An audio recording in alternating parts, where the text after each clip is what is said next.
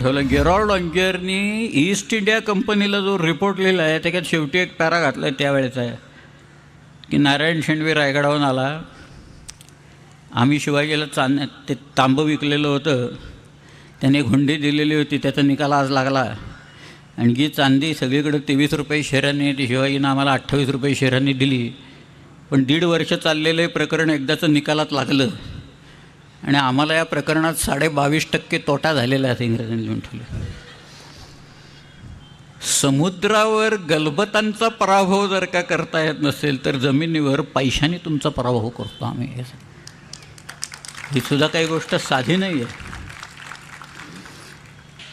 पण शिवाजीराजांनी ऐन गोव्यात पोर्चुगीजांच्या इथं किल्ले बांधावेत तिथं नेऊन, आणि पोर्चुगीज पत्र लिहित आहेत लोकांना, लिस्बनला पत्र टाकतायत की शिवाजी इथं किल्ला बांधतो आहे आणि तो आमच्या हद्दीच्या बाहेर आहे, आम्हाला काहीच करता येत नाही, पण त्याला प्रतिबंध केला पाहिजे, कारण नाहीतर तो गोव्याच्या उरावर बसेल, इतके तो जवळ किल्ला आहे, सगळे नदी ओलांडली की गोवा सगळं, आणि हा माणूस त्रास देईल आम्हाला, त्यामुळं त्याला काहीही करून प्रतिबंध केला पाहिजे. हा किल्ला इथं जर का झाला तर कायम आमच्या हृदयातली जखम मिळेल.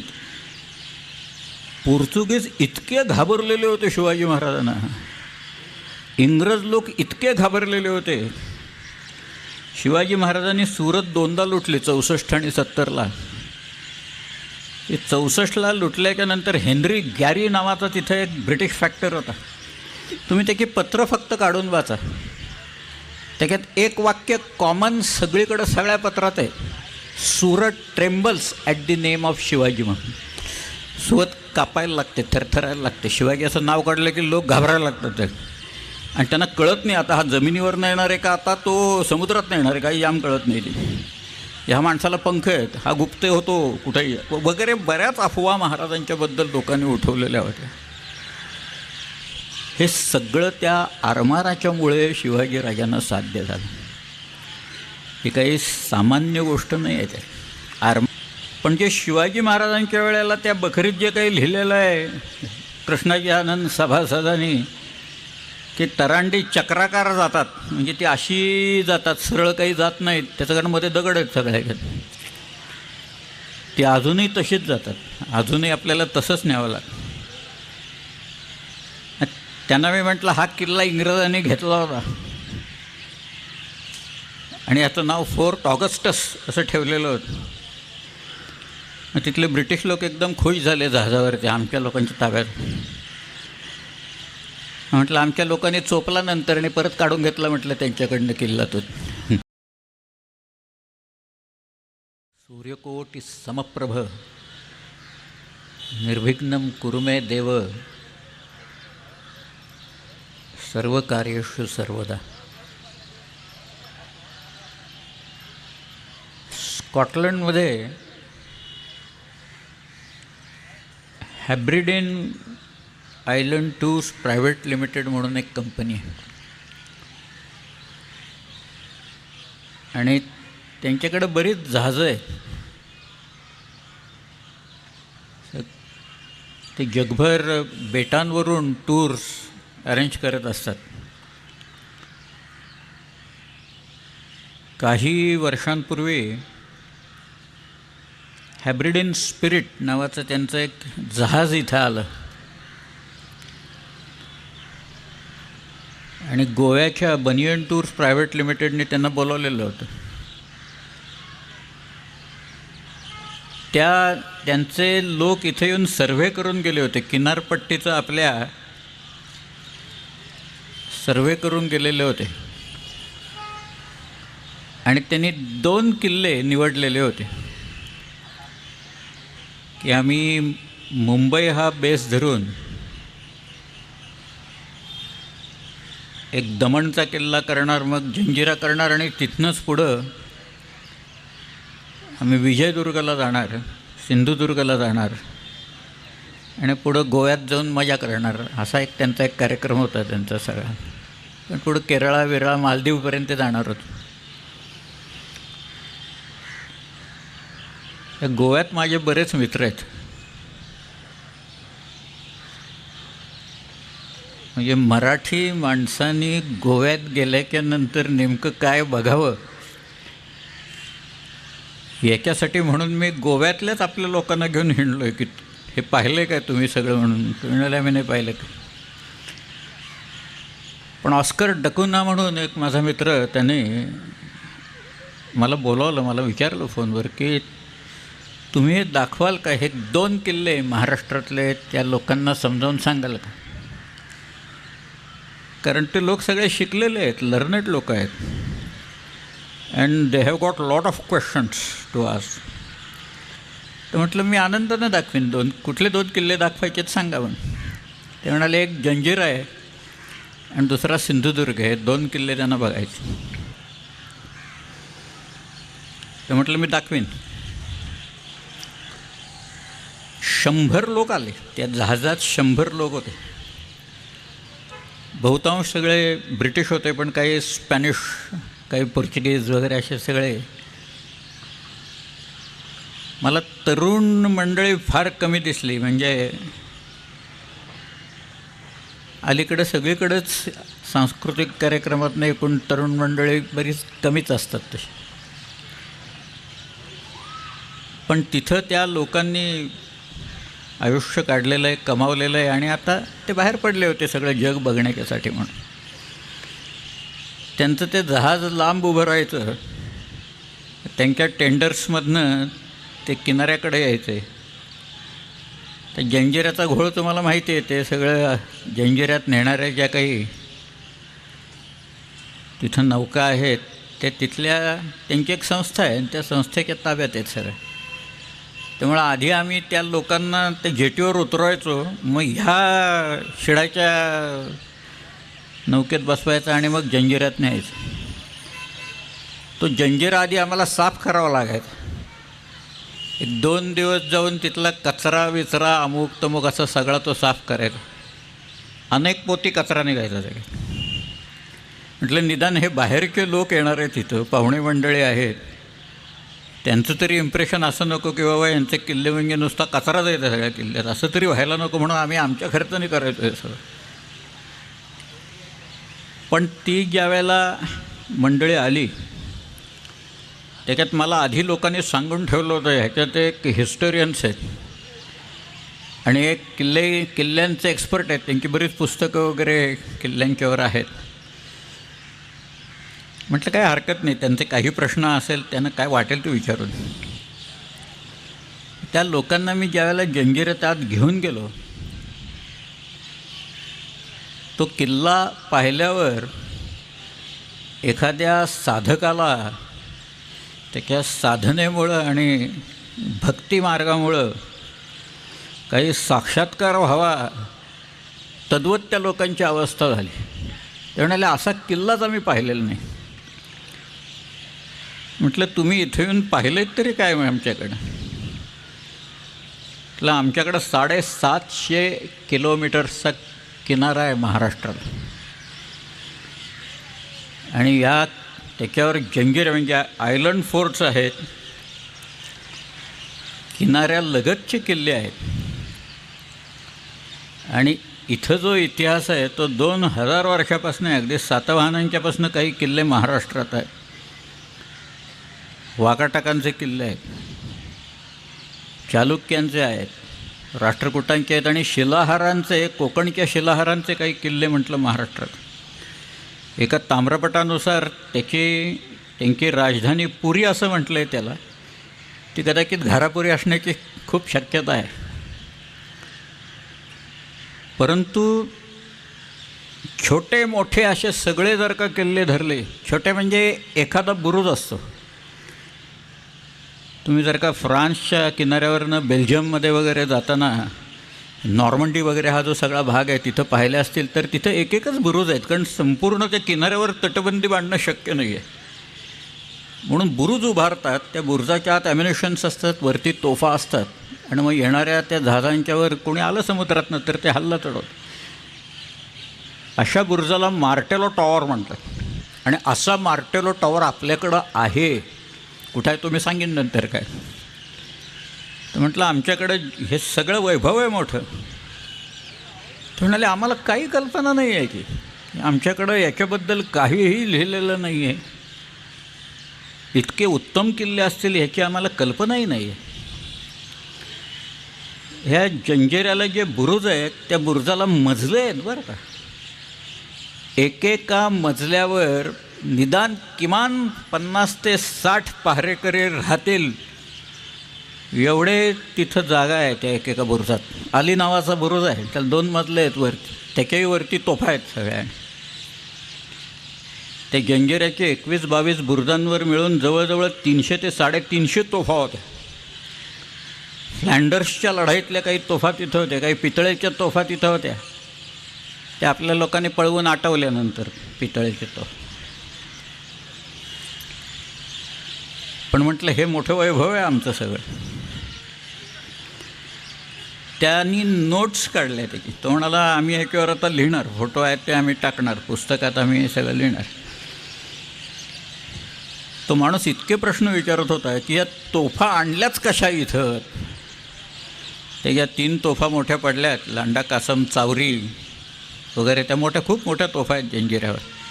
आणि तुम्ही बारकाईनं जर का पाहिलं तर त्या तोफा या घडीव तोफा आहेत, म्हणजे कडीवर कडी मारून केलेल्या तोफा आहेत. ओतीव तोफा नाही आहेत, त्या घडीव तोफा आहेत सगळं. घडीव तोफा आहेत. तर म्हणाले आणल्याच कशा एवढ्या मोठ्या तोफा इथं. म्हटलं ते आम्हाला माहीत नाही कशा आणले, इथं आहेत आता, इथं दिसत आहेत तोफा तिथं ते. मग त्यांनी प्रश्न तो म्हणाला मी रेकॉर्ड करू का. म्हटलं काय वाटेल ते कर, म्हटलं तुला काय. मग त्यांनी जंजिरा सगळा पाहिला. जवळजवळ तो एक माणूस, ते एका माणसाला घेऊन मी 4 तास हिंडत होतो जंजिरा. तो प्रत्येक गोष्ट विचारत होता, ह्याच्यावर काय लिहिलं आहे, हे काय, तिथं ते शिल्प कसलं आहे, ही जी चिन्ह आहेत दरवाजांवर त्याचा काय अर्थ आहे, हा किल्ला बांधला कोणी, असे त्याचे बरेच प्रश्न होते सर. मग ते जहाजात बसले आणि ते गेले पुढं. आणि आम्हाला मात्र इथनं सगळा प्रवास करत जंजिऱ्यापासून मालवणपर्यंत जायचं. परत तो रात्रभर सगळा प्रवास त्याचा. तो प्रवास करत मालवणला जाऊन सिंधुदुर्ग त्यांना दाखवायचा होता. जहाज आलेलं होतं, दुसऱ्या दिवशी जहाज तिथं सकाळी आलेलं होतं. परत ते टेंडर्सवरनं ती मंडळी आली, त्यांना उतरून आम्ही जंजिऱ्यात. ते अशा सगळे त्या आता 2 फरक आहेत. इथं शिडाच्या नौका आहेत सगळ्या, तिकडे सगळ्या पॉवर बोट्स आहेत, त्याला इंजिन्स लावले आहेत सिंधुदुर्गाच्या इथं. पण जे शिवाजी महाराजांच्या वेळेला त्या बखरीत जे काही लिहिलेलं आहे कृष्णाजी आनंद सभासदांनी, की तरांडी चक्राकार जातात, म्हणजे ती अशी जातात, सरळ काही जात नाहीत, त्याच्याकडं मध्ये दगड आहेत सगळ्या. ती अजूनही तशीच जातात, अजूनही आपल्याला तसंच न्यावं लागतं. त्यांना मी म्हटलं हा किल्ला इंग्रजांनी घेतला होता आणि याचं नाव फोर्ट ऑगस्टस असं ठेवलेलं होतं. तिथले ब्रिटिश लोक एकदम खुश झाले जहाजावरती आमच्या लोकांच्या ताब्यात. म्हटलं आमच्या लोकांनी चोपला नंतर आणि परत काढून घेतला म्हटलं त्यांच्याकडनं किल्ला तो. पण त्यांनी स्केचेस केली, वेगवेगळ्या प्रकारचे लोक होते, त्यांनी मोठमोठे पेपर्स आणले होते, त्याच्यावर तो स्केचेस करत होता. आणि मग ते सगळे विचारत होते हे काय हे काय असं ते सगळं. पण एखाद्या युरोपियन्सला एक वास्तू बघायची असेल तर त्याच्या मनात उत्कंठा किती असते त्याचे ते निदर्शन सगळे ते उदाहरणं होती. आणि ते पुढची 4 वर्ष येत राहिले लोक. 4 वर्षात 350-400 लोक येऊन ते हे किल्ले बघून तिथनं गेले. 750 किलोमीटर आहे आपली किनारपट्टी आणि 85 लहान मोठे किल्ले आहेत, काही एक बुरुज आहे. आणि मग सिंधुदुर्ग जंजिरासारखे जझिरा, अल जझिरा म्हणजे बेट, म्हणून त्याचं नाव जंजिरा. नाहीतर त्याचं नाव आहे किल्ल्याला, त्याचं नाव आहे महारूब. महा म्हणजे चंद्र आणि रुबा म्हणजे चतकोर, 1/4, म्हणून तसा तो त्याचं नाव महारूबा, जंजिरे महारूब. मग आता शिवाजी महाराजांनी यांचा काय संबंध इथं आहे, नाही अशातला भाग नाही. माझा एक शेवटच्या दिवशीचा जो विषय आहे की शिवचरित्रातनं काय शिकावं त्यातलं एक उदाहरणच आत्ता देतो आणि मग पुढे जातो. शिवाजीराजांनी आरमार का बांधलं ते जंजिरेकर सिद्धी इथं यायचे, हल्ले चढवायचे, घरदारं जाळायचे, पोरी मस्कतला नेऊन विकायचे, जनावरं पळवायचे. ह्यांना कुठं ना कुठंतरी अडथळे निर्माण व्हावेत आणि सिद्ध्याचं हे प्रकरण बंद व्हावं. आणि तद्वत बाकीच्या ज्या सगळ्या समुद्रावरच्या पॉवर्स आहेत, इंग्रज आहेत, डच आहेत, पोर्चुगीज आहेत, फ्रेंच आहेत, डॅनिश पीपल आहेत, या सगळ्यांना कुठं ना कुठंतरी चेक बसावा म्हणून शिवाजीराजांनी आरमार निर्माण केलं आणि किनारपट्टी सुरक्षित केली. शिवचरित्रातनं एवढी एकच गोष्ट कोणी शिकलं असतं की किनारपट्टी सुरक्षित करणे, तर 26/11 हे प्रकरण झालं नसतं. हेच तर शिकायचं आहे त्यातून आपल्याला. शिकायचं शेवटी काय आहे, तुम्ही 350 वर्ष आणि त्याच्यानंतर आजचा इतिहास शेवटी आपण शिकतोच ना. शिकायला तर पाहिजे ना त्यात काय. मग हे का नाही दुर्लक्ष केलं? झाले इथंच ना. आमच्याकडं आरमार नव्हतं, 300 वर्ष आरमार नव्हतं इथं. कदंबांचं आरमान जयकेशीचं गेल्याच्यानंतर इथं आरमार नव्हतं. मी त्या गोव्याच्या 4 राजधान्या होत्या. वळीपट्टण म्हणून एक होती आणि सगळ्यात ती शेवटची गोवापुरी म्हणून जयकेशीची राजधानी होती. ही राजधानी कुठे म्हणून मी हिंडत होतो. एक होती चंद्रपूर म्हणजे चांदर, आत्ता ते चांदर गाव आहे तिथं. एक आहे बाळलीपट्टण, काही लोक खारेपट्टणसुद्धा म्हणतात ते. पण ही गोवापुरी ही कुठे म्हणून मी हिंडत होतो. मला गोवापुरी दिसली नाही, कोणी सांगायलाही तयार नाही. शेवटी एक माणूस मला म्हणाला, Mr Bedekar, why don't you go and meet father Costa in Pilar seminary. ती जी जुवारी नदी आहे त्याच्या काठावर एक पिलार म्हणून टेकडी आहे, भागच आहे तिथं. त्याच्यावर एक सेमिनरी आहे आणि तिथं तो फादर कॉस्मे द कोस्टा नावाचा तिथला तो फादर आहे. मी त्याच्याकडे गेलो आणि मी त्याला म्हटलं, मला ही जयकेशीची राजधानी बघायची आहे कुठे. तो म्हणाला, you want to see that capital, old capital of Goa. म्हटलं या, कम ऑन म्हटलं, let's go on the terrace. आम्ही वरती गेलो तिथं. म्हटलं तर राजधानी कुठे आहे, हा वरती कशाला नेतो आहे मला इथं. पण तो म्हणाला, आत्ता आपल्याला नाही दिसणार. म्हटलं का? तो म्हणाला, ती पाण्यात गेली, भरती आली, त्यानं आली समुद्राला की ती पाण्यात जाते म्हणाला राजधानी. ओहोटीच्या वेळेला ते सगळे कडक वर येतात तेव्हा ती राजधानी दिसायला लागते. ती तिथं मांडवीच्या आपल्या जुवारीच्या पात्रातच राजधानी आहे म्हणाल. त्यांनी पुस्तक लिहिलं आहे त्याच्यावर. तिथे एक म्युझियम त्यांनी केलेलं आहे कॉस्मे द कोस्टाने. हे सगळं त्यांनी मला दाखवलं. मग मी त्याला, तो म्हणाला, इथं मला आजवर कोणी विचारायला आलं नाही गोवापुरी कुठे म्हणून. तुम्ही पहिल्या म्हणाले इथं विचारायला आले आणि तुम्ही कशा आलात गोव्यात. म्हटलं, मी शिवाजी महाराजांनी इथं किल्ले बांधले गोव्यात. गोव्यात किती किल्ले आहेत माहिती आहेत, लहान मोठे? किमान 50 किल्ले आहेत गोव्यात, छोटे मोठे सगळे धरले तर. शिवाजीराजांनी गोव्याची पोर्चुगीजांची हद्द जर का सोडली की एक आसोळणे म्हणून नदी आहे, साळ असं म्हणतात त्याला, साळ. सध्या तिथे त्याला साळ म्हणतात. काणकोण वगैरे जी गावं आहेत ना गोव्यातली तिथे आहेत. खाली सदाशिवगड आहे काळी नदीच्या तिथे. एक बैतूल नावाचं गाव आहे, त्या बैतूलला शिवाजी महाराजांनी एक किल्ला बांधला. ती आता कुठल्या तरी फॅक्टरीला देऊन टाकली आहे जमीन ती. त्यांनी आता अशा काही मोठ्या मोठ्या भिंती उभारल्यात की तुम्हाला आताच सोडत नाहीत सिक्युरिटी के लोक. आमचे काही मंडळी त्या ओहोटीच्या वेळेला चालत आत गेले ते बैतूलचा किल्ला बघायला. फोटो काढले, तोफा बिफा आहेत तिथं, तटबंदी आहे, दरवाजाचे पडलेले अवशेष आहेत. आणि येताना आली भरती, त्यामुळे ह्या लटकून बसले तिथं सगळं. मग त्याने फोन केला, चुकून लागला फोन तो मोबाईल. मग आत जाऊन लोकांना सांगून मग त्या लोकांना बाहेर काढला. तो एक किल्ला बैतूलचा शिवाजी महाराजांनी बांधलेला किल्ला आहे. त्या गोव्याच्या लोकांना माहीत नव्हतं. त्याच्याही खाली अजून एक किल्ला आहे, त्याचं नाव आहे खोलगड. त्याला सध्या काब द राम असं म्हणतात. तुम्ही गोव्यात गेला, केप ऑफ रामा म्हणजे रामाचं भूशीर असं म्हणतात. ते आता सगळं चर्च बिर्च वगैरे असं सगळं झालेलं आहे. मराठी अवशेष फार कमी राहिलेत पण आहेत. पण शिवाजीराजांनी ऐन गोव्यात पोर्चुगीजांच्या इथं किल्ले बांधावेत तिथं नेऊन. आणि पोर्चुगीज पत्र लिहित आहेत लोकांना, लिस्बनला पत्र टाकत आहेत की शिवाजी इथं किल्ला बांधतो आहे आणि तो आमच्या हद्दीच्या बाहेर आहे, आम्हाला काहीच करता येत नाही. पण त्याला प्रतिबंध केला पाहिजे, कारण नाहीतर तो गोव्याच्या उरावर बसेल, इतके तो जवळ किल्ला आहे. सगळे नदी ओलांडली की गोवा सगळं. आणि हा माणूस त्रास देईल आम्हाला. त्यामुळं त्याला काहीही करून प्रतिबंध केला पाहिजे. हा किल्ला इथं जर का झाला तर कायम आमच्या हृदयातली जखम मिळते. पोर्तुगीज इतके घाबरलेले होते शिवाजी महाराजांना, इंग्रज लोक इतके घाबरलेले होते.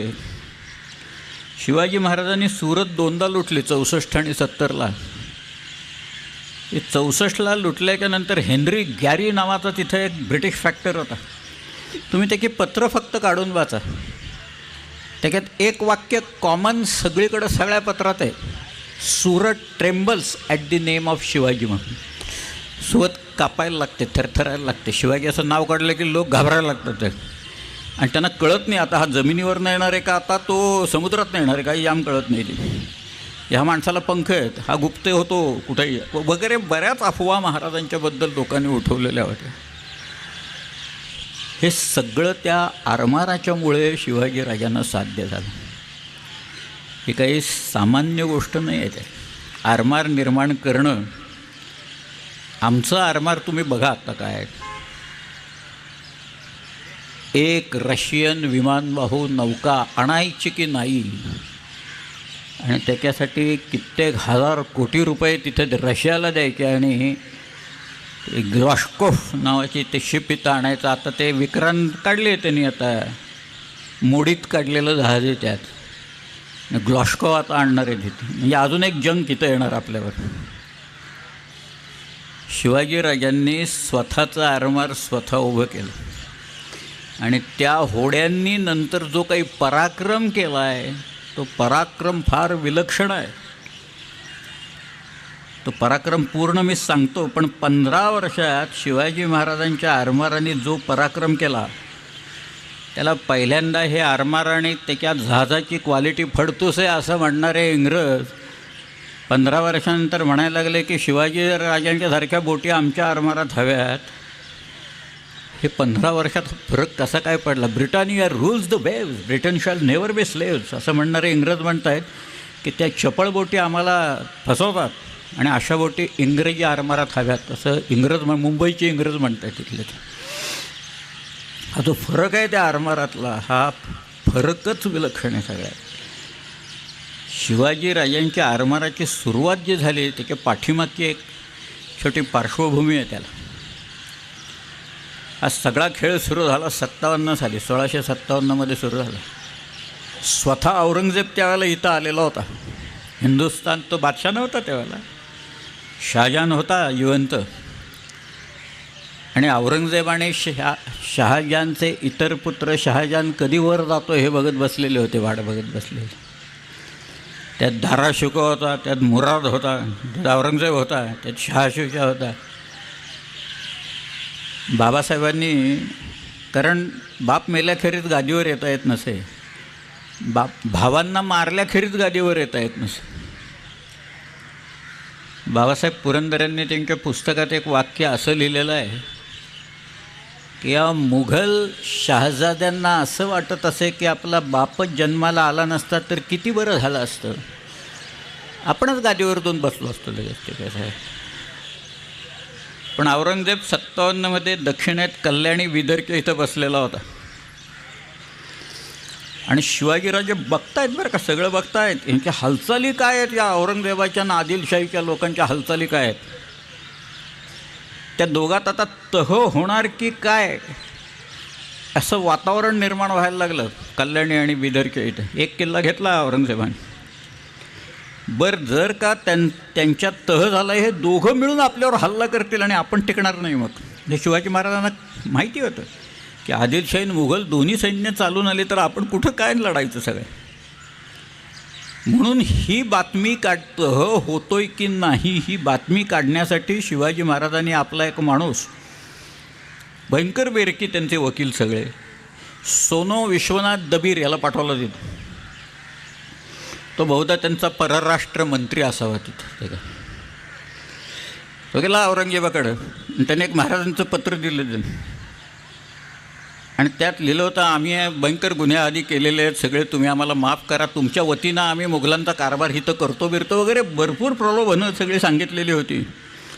मग औरंगजेबाने एक फरमान दिलं त्यांना की ठीक आहे तुम्ही म्हणताय ते वगैरे, पण त्या वकिलानं बातमी काढून आणली आणि महाराजांना सांगितलं. 23 एप्रिल 1657 या दिवशी तो वकील औरंगजेबाला भेटला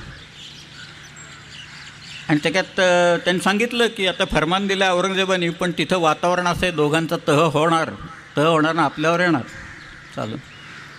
29 एप्रिलला म्हणजे आधी 23 एप्रिलला वकील जातो काय औरंगजेबाला महाराजांचं पत्र घेऊन, औरंगजेब फरमान देतो काय, आणि 29 एप्रिलला शिवाजीराजे जाऊन जुन्नर लुटतायत काय तिथं, 200 अरबी घोडे आणि खजिना लुटून महाराज परत आले इथं. ते कारण ते म्हणाले आता हात मारून घ्या, एवढं ते चालून येतोवर तर होणारच आहे, दोघंही येणारच आहे, तोपर्यंत जिथं जिथं हात मारता येईल तिथं हात मारून घ्यायचा. जुन्नर लुटलं, पार नगरपर्यंत चालून गेले होते. नौशेर खान म्हणून होता तिथं, त्याचा पराभव केला. इथपासनं हा खेळ सुरू झाला. औरंगजेब तर इतका चिडला, तो म्हणाला हा फसवतो आपल्याला माणूस, दरवेळेला काहीतरी खोटं नटं सांगतोय, काहीतरी पत्र पाठवतो आणि करतो भलतंच, म्हणून त्यांना मारा जाळा असं सगळं त्यांनी काढायचं फरमान दिलं. पण शिवाजी महाराजांच्या सुदैवाने आणि कदाचित औरंगजेबा आणि त्याच्या भावांच्या सुदैवाने शहाजहान बादशाह आजारी पडला होती. त्यामुळं आता ते गादीवर कब्जा करण्याच्यासाठी सगळ्यांना दिल्लीला जावं लागला औरंगजेबासकट सगळ्यांना. त्यामुळं दक्षिणेवरचा औरंगजेबाचा चाप निघाला, ही एक योगायोगाची गोष्ट आहे. 57 साली औरंगजेब इथनं निघून दिल्लीला गेला. पुढे शामूगडला लढाई झाली, त्यानं दाराला मारलं, कसं मारलं ते मी सांगेन नंतर. भयंकर आहे तो औरंगजेब, काही सामान्य माणूस नाही. पण 57 साली शिवाजीराजांनी हा सगळा प्रकार एकूण सगळा पाहिल्याच्या नंतर स्वतः शिवाजीराजे कोकणात उतरले आणि कोकणात उतरले ते तेलबाईलाच्या घाटाने उतरले. तेलबाईला म्हणून एक किल्ला आहे. आमच्याकडं घाटांची नावंसुद्धा फार भारी ठेवतात. आपल्याकडं कधीही कोणीही सरळ नावाने हाक मारत नाही, ही पहिली गोष्ट आहे. त्या घाटाचं नाव आहे सवाष्णीचा घाट आणि त्याच्या पलीकडं घाट आहे त्याचं नाव आहे गाढवलोटीचा घाट. तर शिवाजीराजे तैलघट्ट म्हणून एक घाट आहे, तिथनं उतरले. संकर्षण सकळकळे नावाच्या एका माणसाला बुलढाण्याहून महाराजांनी बोलवला होता. त्यांनी शिवकाव्य लिहिलं, त्याच्यात हे सगळे तेलघट्टमधनं महाराज उतरले. स्वतः शिवाजीराजे उतरले, स्वतः शिवाजीराजे सह्याद्री उतरून, ते काही पालखी वगैरे असला प्रकार नाही, पायावर स्वतःच्या उतरावं लागतं त्याचं. आणि मग कोकणात उतरले. पहिल्यांदा इथं आल्याच्यानंतर कल्याण भिवंडी इथं आले. खूप लोक भेटायला आले. ते म्हणाले आम्ही पिचलो गेलो, इथं अत्याचार चालू आहे सगळ्याच्या. ते म्हणाले आता मी आलो आहे ना, आता करतो काय करायचं ते व्यवस्थित. म्हणून महाराजांनी या सर्व लोकांना अभय दिलं. माहुलीचा किल्ला नंतर त्यांनी घेतला, कल्याणचा दुर्गाडीचा किल्ला शिवाजी महाराजांनी घेतला. पण शिवाजी महाराजांना एकूण समुद्र दिसला त्यावेळेला. पुढे गेले ते आणि समुद्र पाहिला. तो समुद्र पाहिल्यावर लक्षात आलं त्यांच्या की या सिद्ध्यांचं बळ जे आहे, या सगळ्या लोकांचं बळ जे आहे, हे ते बळ त्या आरमारात आहे आणि आपल्याला आरमार सिद्ध करणं भाग आहे. सगळ्या आरमार केलंच पाहिजे. म्हणून शिवाजीराजांनी सर्वप्रथम कल्याण, भिवंडी आणि पेण इथं त्यांनी 3 गुराब म्हणजे एकूण 20 गुराबा या 3 ठिकाणी बांधायला काढल्या. गुराबा एक जहाजाचा प्रकार आहे, गुर्राब असं म्हणतात. डव, पगार, गॅली, गलबत, मछवा, तरंड, बतेले, मंजी, हे सगळे तिरकाटी, सगळे जहाजाचे प्रकार आहेत सगळे. शिवाजी राजांचं आरमार कोण बांधत असेल? आमच्याकडं काय तरबेज लोक होते, कधी काही जहाजं बांधली होती? पोर्तुगीज लोक बांधत होते शिवाजी महाराजांचा. एकाचं नाव रुई लेंता व्हिएगाश आणि त्याचा मुलगा फेर्ना व्हिएगाश, आणि त्यांच्याबरोबर 400 लोक होते. हे शिवाजी महाराजांचा आरमार या 3 ठिकाणी बांधत होते. खाडीत, कल्याणच्या खाडीत. आणि तिथनं उल्हास नदी जाते आणि ती पुढं वसईच्या इथं समुद्रात मिळते. पेणच्या इथनं भोगावती नदी जाते, ती भोगावती आंबेला मिळते आणि धरमतरच्या खाडीत जातात तेथील. या सगळ्या समुद्रात जायच्या वाटा आहेत. पण तुम्ही बघा, पोर्चुगीज लोकांनी, हुशार सगळे लोक, या ज्या खाड्या असतात म्हणजे नद्या जिथे येऊन मिळतात, ज्याला डेल्टा म्हणतात, त्याच्यात डेल्टा की इथं दोन्ही बाजूला पोर्तुगीज लोकांनी किल्ले बांधून ठेवलेले होते. हे तुम्ही बारकाईनं आत्ता जर का पाहिलं तर या खाडीच्या इथं घोडबांदरचा किल्ला आहे आणि वरती वसईचा किल्ला आहे बघा. तुम्ही गोव्यात गेलात तर मांडवीच्या वरच्या बाजूला आग्वादचा किल्ला आहे, त्याच्या पलीकडे रयेश मागुश या नावाचा एक किल्ला आहे, त्याच्या खाली गाशपर दियश नावाचा किल्ला आहे. होता आता तिथं क्लब आहे आणि पब आहे. किल्ला गेला. आणि नोसा सिनोरा द काब या नावाचा अजून एक किल्ला आहे, त्याच्या तोंडावर आहेत सगळे किल्ले नद्यांचे. आणि तसा इथं वसईचा किल्ला होता. वसईच्या इथनं जायचं असेल तर वसईवरनं तोफा डागणार पोर्चुगीज लोक आपल्यावर. शिवाजी महाराजांना माहिती होतं. मग आरमार बाहेर कुठनं काढायचं? ठाण्याच्या जवळून काढायला गेलं तर ठाणा म्हणजे साष्टी, तर साष्टी पोर्चुगीजांच्या ताब्यात होतं. त्यामुळं आरमार समुद्रात काढण्याच्या साठी म्हणून शिवाजीराजांनी काय करावं?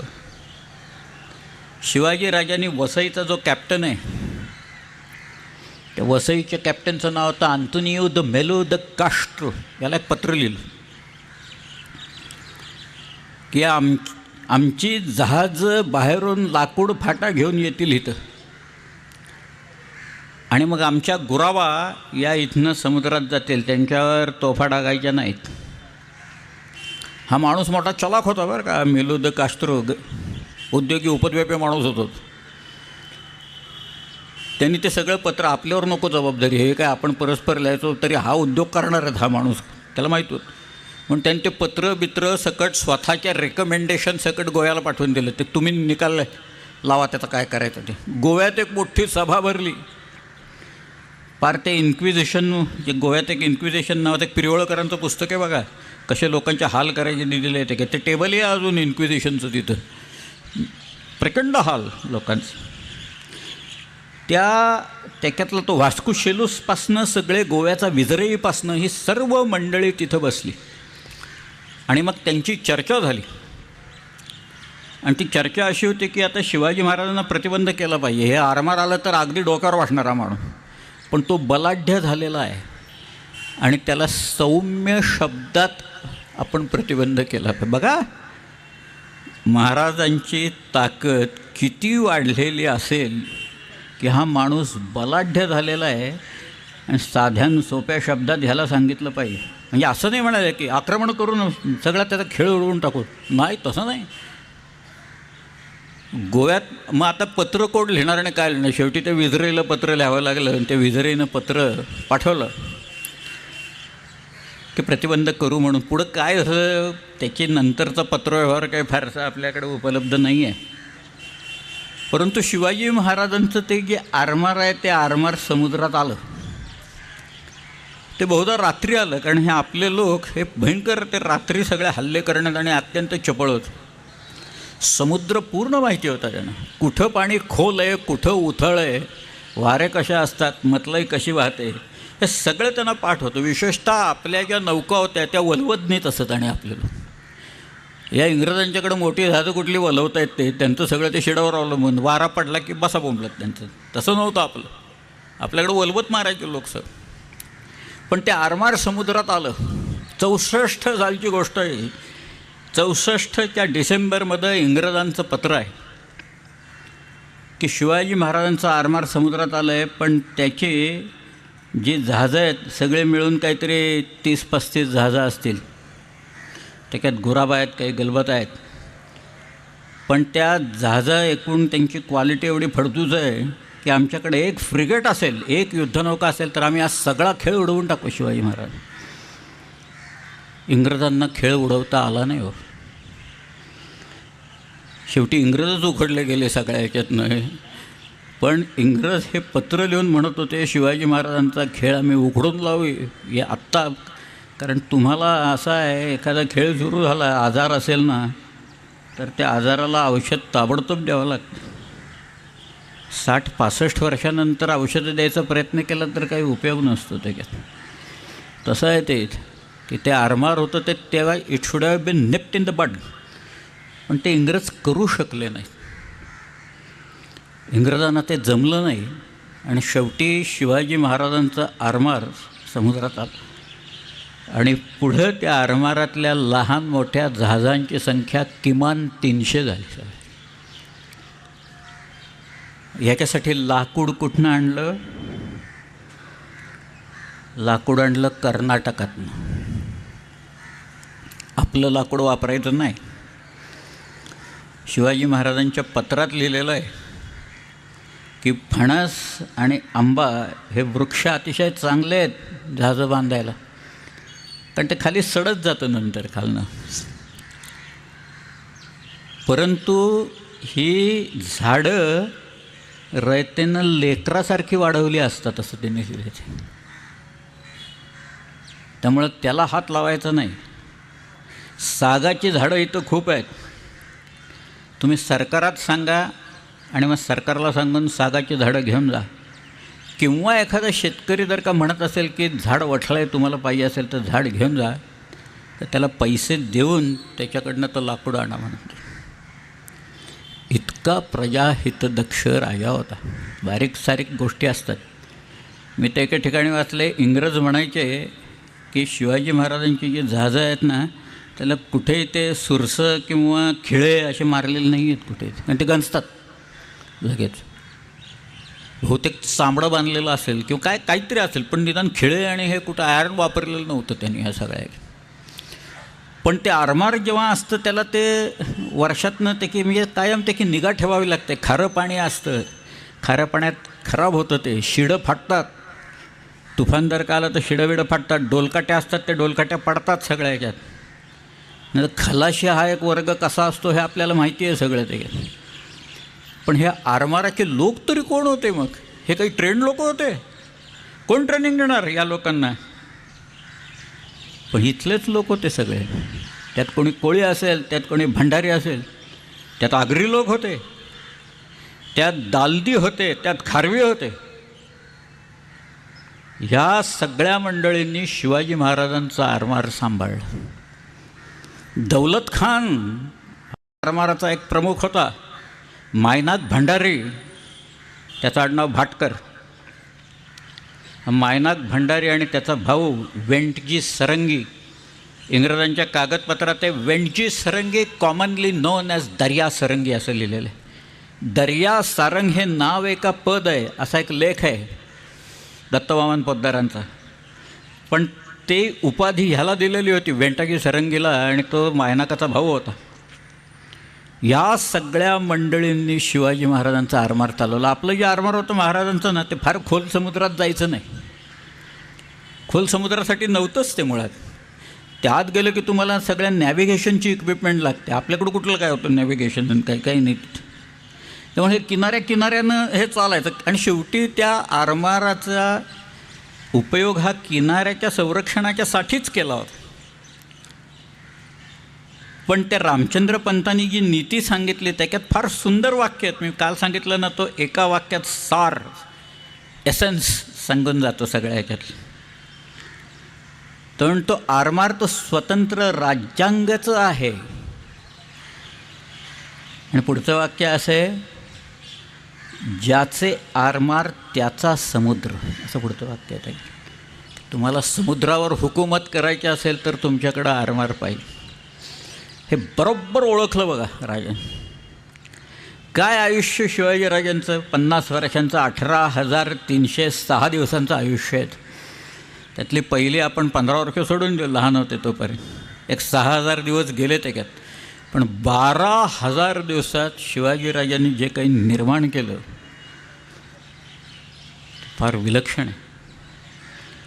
हे सगळे इंग्रजांच्यापासनं, पोर्तुगीजांच्यापासनं त्यांच्या मनात प्रचंड प्रमाणात भय उत्पन्न केलं शिवाजी. इंग्रज लिहित आहेत की हा माणूस बरं झालं बाबा ते डोंगरावर जन्माला आला, इकडं समुद्राच्या जवळ आला असतं तर म्हणजे आम्हाला संपलंच असतं आमचं सगळं, असं इंग्रजांनी लिहून ठेवलेलं आहे त्याच्यात. ह्या सामान्य गोष्टींना इथे असामान्य अचिव्हमेंट्स आहेत महाराजांनी केलेल्या आणि अत्यंत कमी दिवसात केलेल्या आहेत. आणि म्हणून त्या आरमाराचं खरं स्मरण मी कधीही कुठेही आरमाराबद्दल स्मारक म्हणा, पिक्चर म्हणा, आणखीन काही म्हणा, काय हे की पाठीमागं चित्र दिसतं आहे ना तुम्हाला आरमाराचं, मी 24 चित्र काढून घेतली होती एका चित्रकाराच्याकडे. त्याला म्हटलं तुला मला चित्र असं पाहिजे की बाबा शिवाजीराजे एका जहाजावर उभे आहेत, समोर जंजिरा बिंजिरा आहे, पण ते आरमार आहे महत्त्वाचं आहे, भगवे झेंडे असतात त्याच्यावर, त्याचं ते आरमार आहे, डोलकाठ्या त्याला पाहिजेत, तू ह्याची चित्र काढ. त्यांनी काढले. ताजनेकर म्हणून होता एक, विलास ताजनेकर म्हणून, त्यांनी काढलेली चित्र आहेत. पण आरमाराबद्दल आपल्याकडं काहीही नाही. आणि आरमारांनी एवढे मोठे पराक्रम केले शिवाजीराजांच्या की पुढं खांदेरीच्या लढाईच्या वेळेला इंग्रज लोटांगण घालत आले सगळे. इंग्रज हे दर्यावरचे लोक, पोर्चुगीज हे दर्यावरचे लोक. वास्को दी गाम इथं आला 1498मध्ये, त्यावेळेला वास्कोची पहिली 4 जहाजं घेऊन लिस्बॉननं बाहेर पडला.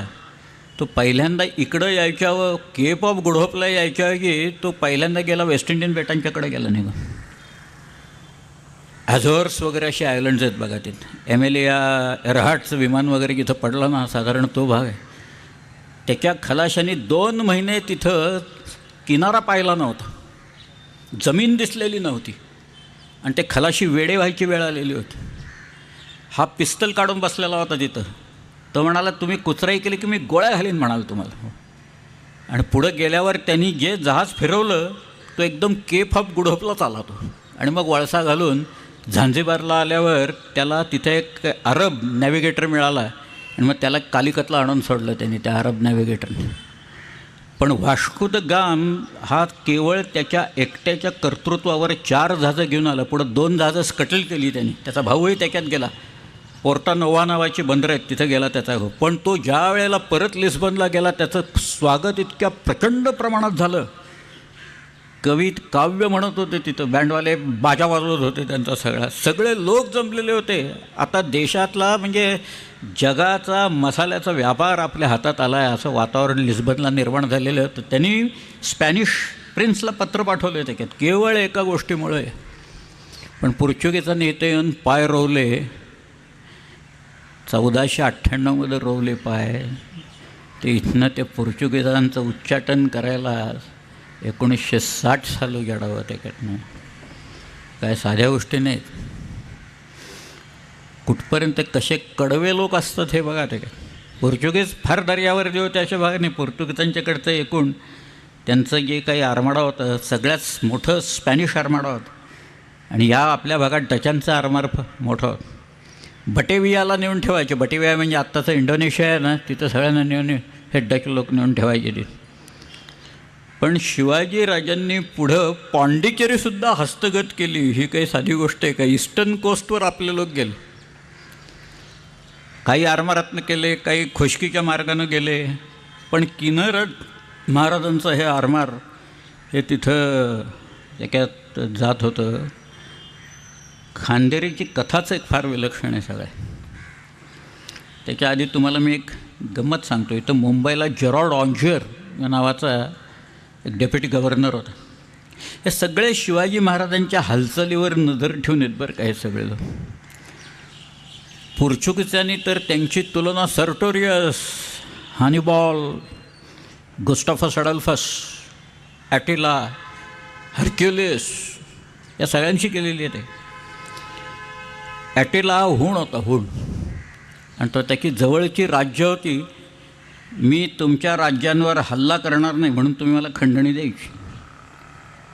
आणि शिवाजीराजांनी पोर्तुगीजांना सांगितलेलं होतं, दमण बिमण हा जो उत्तर फिरंगाण सगळा भाग आहे की मी तुमच्यावर हल्ला करणार नाही, तुम्ही मोकाट्याने मला गावखंडी नावाचा कर द्या. हे जे कृत्य आहे ह्याच्याशी ते तुलना करतायत ॲटिला आणि शिवाजी महाराज. एक प्लुटार्क नावाचा एक चरित्रकार युरोपमध्ये झाला, 2ऱ्या शतकात झाला. त्यांनी parallel leaves of illustrious Greeks and Romans या नावाचं एक पुस्तक लिहिलं. एक नोबलमन ग्रीक, एक नोबलमन रोमन, आणि मग त्यांची कम्पॅरिझन त्यांनी केली. त्यामुळं तिकडं युरोपमध्ये अशी कम्पॅरिझन तुलना करायची एकूण युरोपियन्सना सवय लागली सर. आणि मग त्यांनी या शिवाजी महाराजांचं सगळं, इतके मोठमोठे जनरल्स आहेत, जुलियस सीझर, अलेक्झांडर, हा मुंबईचा गव्हर्नर मी सांगतो आहे, जेरॉड ऑन्जर. हा जेरॉड ऑन्जर मुंबईत आत्ता मुंबईतला एक वेगळी दिशा द्यायचं काम या जेरॉड ऑन्जरने केलेलं आहे. तुम्ही वाचा जेरॉड ऑन्जर काय. हा जेरॉड ऑन्जर इज ऑन रेकॉर्ड. त्याने असं लिहिलं आहे की जुलियस सीझर स्पेनमध्ये गेला आणि तो स्पेनमध्ये गेल्याच्या नंतर तो तिथं म्हणाला, I came, I saw, I conquered, believe असं म्हणाल. तसं म्हणाला शिवाजी महाराजांनी इथं केलेलं आहे. ही केम, he saw and he over केम असं त्यांनी लिहून ठेवलं जेरॉड ऑन्जरने. किती बारीक नजरेनं लिहित आहेत, कुणाशी कम्पॅरिझन करत आहेत, जुलियस सीझरच्या याच्याशी, त्याच्या कर्तृत्वाशी आहे ती. जुलियस सीझर जाऊ दे, त्याला कॅरेक्टर नव्हती, पण जुलियस सीझरचं जे कर्तृत्व फार मोठं आहे त्याच्याशी. आता प्रत्येक वेळेला तुम्हाला लढाई करूनच विजय मिळतो अशातला भाग नसतो. इकॉनॉमिकली लोक चोकअप करतात, त्याच्यात फिनान्स बंद करायचं, पुरवायचं नाही. मागं आपण पोखरणला स्फोट केले ना, त्याला अमेरिकेने सांगितलं आम्ही तुमच्यावर सँक्शन्स टाकतो म्हणून. मग टाकले सँक्शन्स आम्ही. आमच्यावर काय सँक्शन्स टाका नाहीत तर टाकू नका, काही फरक पडत नाही कशाचा इथे. परंतु ती तशीच सँक्शन्स एकूण लावतात. शिवाजी राजांनी मुंबईच्या इंग्रजांना काय फसवलं असेल, फार मजा केली त्यांनी. एक त्याची तुम्ही इंग्लिश रेकॉर्ड्स ऑन शिवाजीमधली पत्र जर का काढून पाहिली, ओळीनं लावली, मला एक सारखं बिल ऑफ एक्सचेंज असं एक टर्म यायला लागलं. म्हटलं काय बाबा आहे बिल ऑफ एक्सचेंज, म्हणजे प्रकार तरी काय आहे, तो एकदा बघावा म्हणून मी ती सगळी पत्र एकत्र केली आणि अक्षरशः गोष्ट उभी राहिली माझ्या डोळ्यासमोर की शिवाजीराजांनी राज्याभिषेकाच्या नंतर त्यांनी मुंबईच्या इंग्रजांच्याकडनं तांबं घेतलं होतं आणि ते काय नाणं बिणं पाडायला, भांडी करायला वगैरे लागत असेल. आणि ते म्हणाले आमच्याकडं रायगडावर कॅश पैसे नाही आहेत, कॅश वगैरे काही नाही आहेत, तर तुम्हाला आम्ही एक बिल ऑफ एक्सचेंज देतो, म्हणजे प्रॉमिसरी नोट देतो, एक हुंडी देतो. आणि ती हुंडी कुठली आहे माहिती आहे का? ते म्हणाले गोवळकोंड्याहून आम्हाला खंडणी मिळते, गोवळकोंड्याच्या बादशाहकडनं, कुतुबशहाकडनं. तर तुम्ही हा कागद घ्या, तिथं आमचं ऑफिस आहे गोवळकोंड्याला, तिथं कागद दाखवला की तो तुम्हाला पैसे देऊन टाकेल. आता मुंबईच्या इंग्रजांच्याकडे त्यावेळेला त्यांचा जो कुरिअर असे तो गोवळकोंड्याला जात नसे, म्हणून मुंबईच्या इंग्रजांनी ते सगळे कागद सुरतेला पाठवले. सुरतेचा इंग्रजी कुरिअर ते कागद घेऊन गेला तिकडं आणि तिथं खरंच महाराजांचं एक ऑफिस होतं, एक माणूस बसला सुद्धा होतो तिथं. या कुरिअरने कागद दाखवले आणि म्हणाले द्या पैसे आता आम्हाला. तर त्या महाराजांच्या माणसाने ते कागद पाहिले आणि तो म्हणाला की ह्या हुंडीच्यासाठी तुम्हाला पैसे द्यायची ऑथॉरिटी मला नाही आहे म्हणे.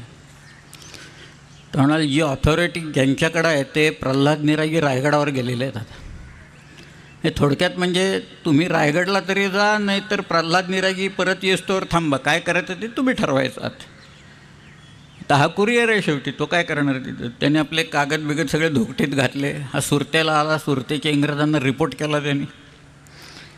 सुरतेच्या इंग्रजांनी शेरेबाजी केली आणि ते सगळे कागद त्यांनी मुंबईला पाठवले. आत्ता मी हे सांगतोय सोपं आहे, आत्ता इकडं गेलं म्हणजे त्यावेळेला घोड्यावरनं जायचं, पालखीतनं जायचं, गाडीतनं जायचं, उंटावरनं जायचं, असं करत करत इथनं सुरत, मुंबईहून सुरत, सुरतहून गोळकोंडा, गोळकोंडाहून परत सुरत, सुरतहून मुंबई आणि मुंबईहून रायगड. किती वेळ जात असेल याची कल्पना करा. पण ते कागद आल्यावर इंग्रजांना कळून चुकलं की आता आपल्याला शिवाजी महाराज केसरी टूर्स अँड ट्रॅव्हल्सनी फिरवणार, भारत भ्रमण करायला लावणार. मग ते म्हणाले कुणीतरी रायगडावरच जा रे, रायगडावर महाराजांना भेटा आणि त्यांच्याकडनं सगळे पैसे विषय घेऊन या. म्हणून नारायण शेणवी हा एक त्यांचा दुभाषा होता, इंटरप्रिटर होता. बऱ्याच वेळा रायगडला गेला होता. नारायण शेणव्याला रायगडला पाठवायचं ठरलं. त्यावेळेला रायगडला यायचं म्हणजे त्या अष्टमी आहे ना, त्या पेणच्या तिथं अष्टमी आहे बघा, त्या अष्टमपर्यंत यायचं. तिथनं इंदापूर बिंदापूर वगैरे माणगाव विणगाव करत निजामपुरावरनं गांगोळीवरनं पाचाडला वगैरे असं यायचं. असा तो सगळा प्रवास करत तो नारायण शेणवी पाचाडला आला, रायगडवाडीला आला. तेव्हा त्याला कळलं गडावर शिवाजी महाराज नाही आहेत तिथं. मग तो म्हणाला कोण आहे गडावर आणि कुठं गेलेत महाराज? लोक म्हणाले ते काय आम्हाला सांगून जातात का कुठं गेले ते, कधी येणार आहेत? तो म्हणाले तेही सांगून जात नाहीत, कधी येतील त्यावेळेला येतील, आम्हाला काय माहिती म्हणे. मग गडावर कोण आहे? म्हणाले आमचे पंतप्रधान आहेत, मोरोपंत पिंगळे आहेत तिथं. तो म्हणाला मला मोरोपंतांना भेटायचं. मग मोरोपंतांना निरोप गेला तर मोरोपंत कामात होते भरपूर, त्यामुळे एक महिनाभर याला खालीच थांबवून ठेवलं त्यांनी. एक महिन्यानंतर वरती बोलावलं आणि विचारलं काय काय झालं म्हणाले.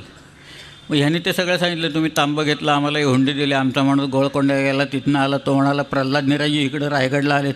ते म्हणाले अगदी बरोबर आहे, प्रल्हाद निराजी रायगडावर एका बैठकीला आलेले होते, आता ते परत गेले. हा म्हणाला आम्ही सारखं जाणार नाही तिकडं. ते आम्ही म्हणाला सारखं गोळकोंड्याला कोण राहिलो, तुम्ही आम्हाला इथं पैसे द्या मोकळं करा एकदा ते. मोरोपंत म्हणाले अहो इथं रायगडावर पैसे नाहीत म्हणून तर आम्ही तुम्हाला हुंडी नाही, तरी आम्ही पैसे दिले असते की आमच्याकडे खरंच पैसे नाही आहेत. शेवटी हा पैसे द्या म्हणत होता, ते नाही म्हणत होते. तरी पण मोरोपंत म्हणाले ठीक आहे बाबा, आता मी या राज्याचा पंतप्रधान आहे आणि आम्हाला इंग्रजांशी व्यापारी संबंध कायम ठेवायचे आहेत, म्हणून मी एक आपला उपाय सुचवतो. हा म्हणाला काय उपाय? तेव्हा मोरोपंत म्हणाले आमची अलिबागला गोडाऊन्स आहेत आणि तिथली जी अष्टागरातली प्रजा आहे ती जो सरकारला कर द्यायचा तो नारळ सुपारी भात वगैरे असे आणून टाकते तिथं. तर एवढ्या किमतीचं नारळ सुपारी भात तुम्हाला द्यायच्या वरात आमच्या अधिकाऱ्यांवर काढतो आम्ही. बरं आता त्या पैशाच्या ऐवजी नारळ सुपारी भात स्वीकारायची ऑथॉरिटी नारायण शेणव्यात नव्हती. त्यामुळे नारायण शेणवे म्हणाला मला मुंबईला जायला लागेल आणि साहेबाला विचारावं लागेल. ते म्हणाले सावकाश जा, काही घाई करू नका म्हणाले की नारायण शेणवे मुंबईला यायला निघाला. परत तो पाचाडला आला, गांगोळीला आला, निजामपूरला आला, इंदापूरला आला, अष्टमला आला, जहाजात बसला, मुंबईला आला.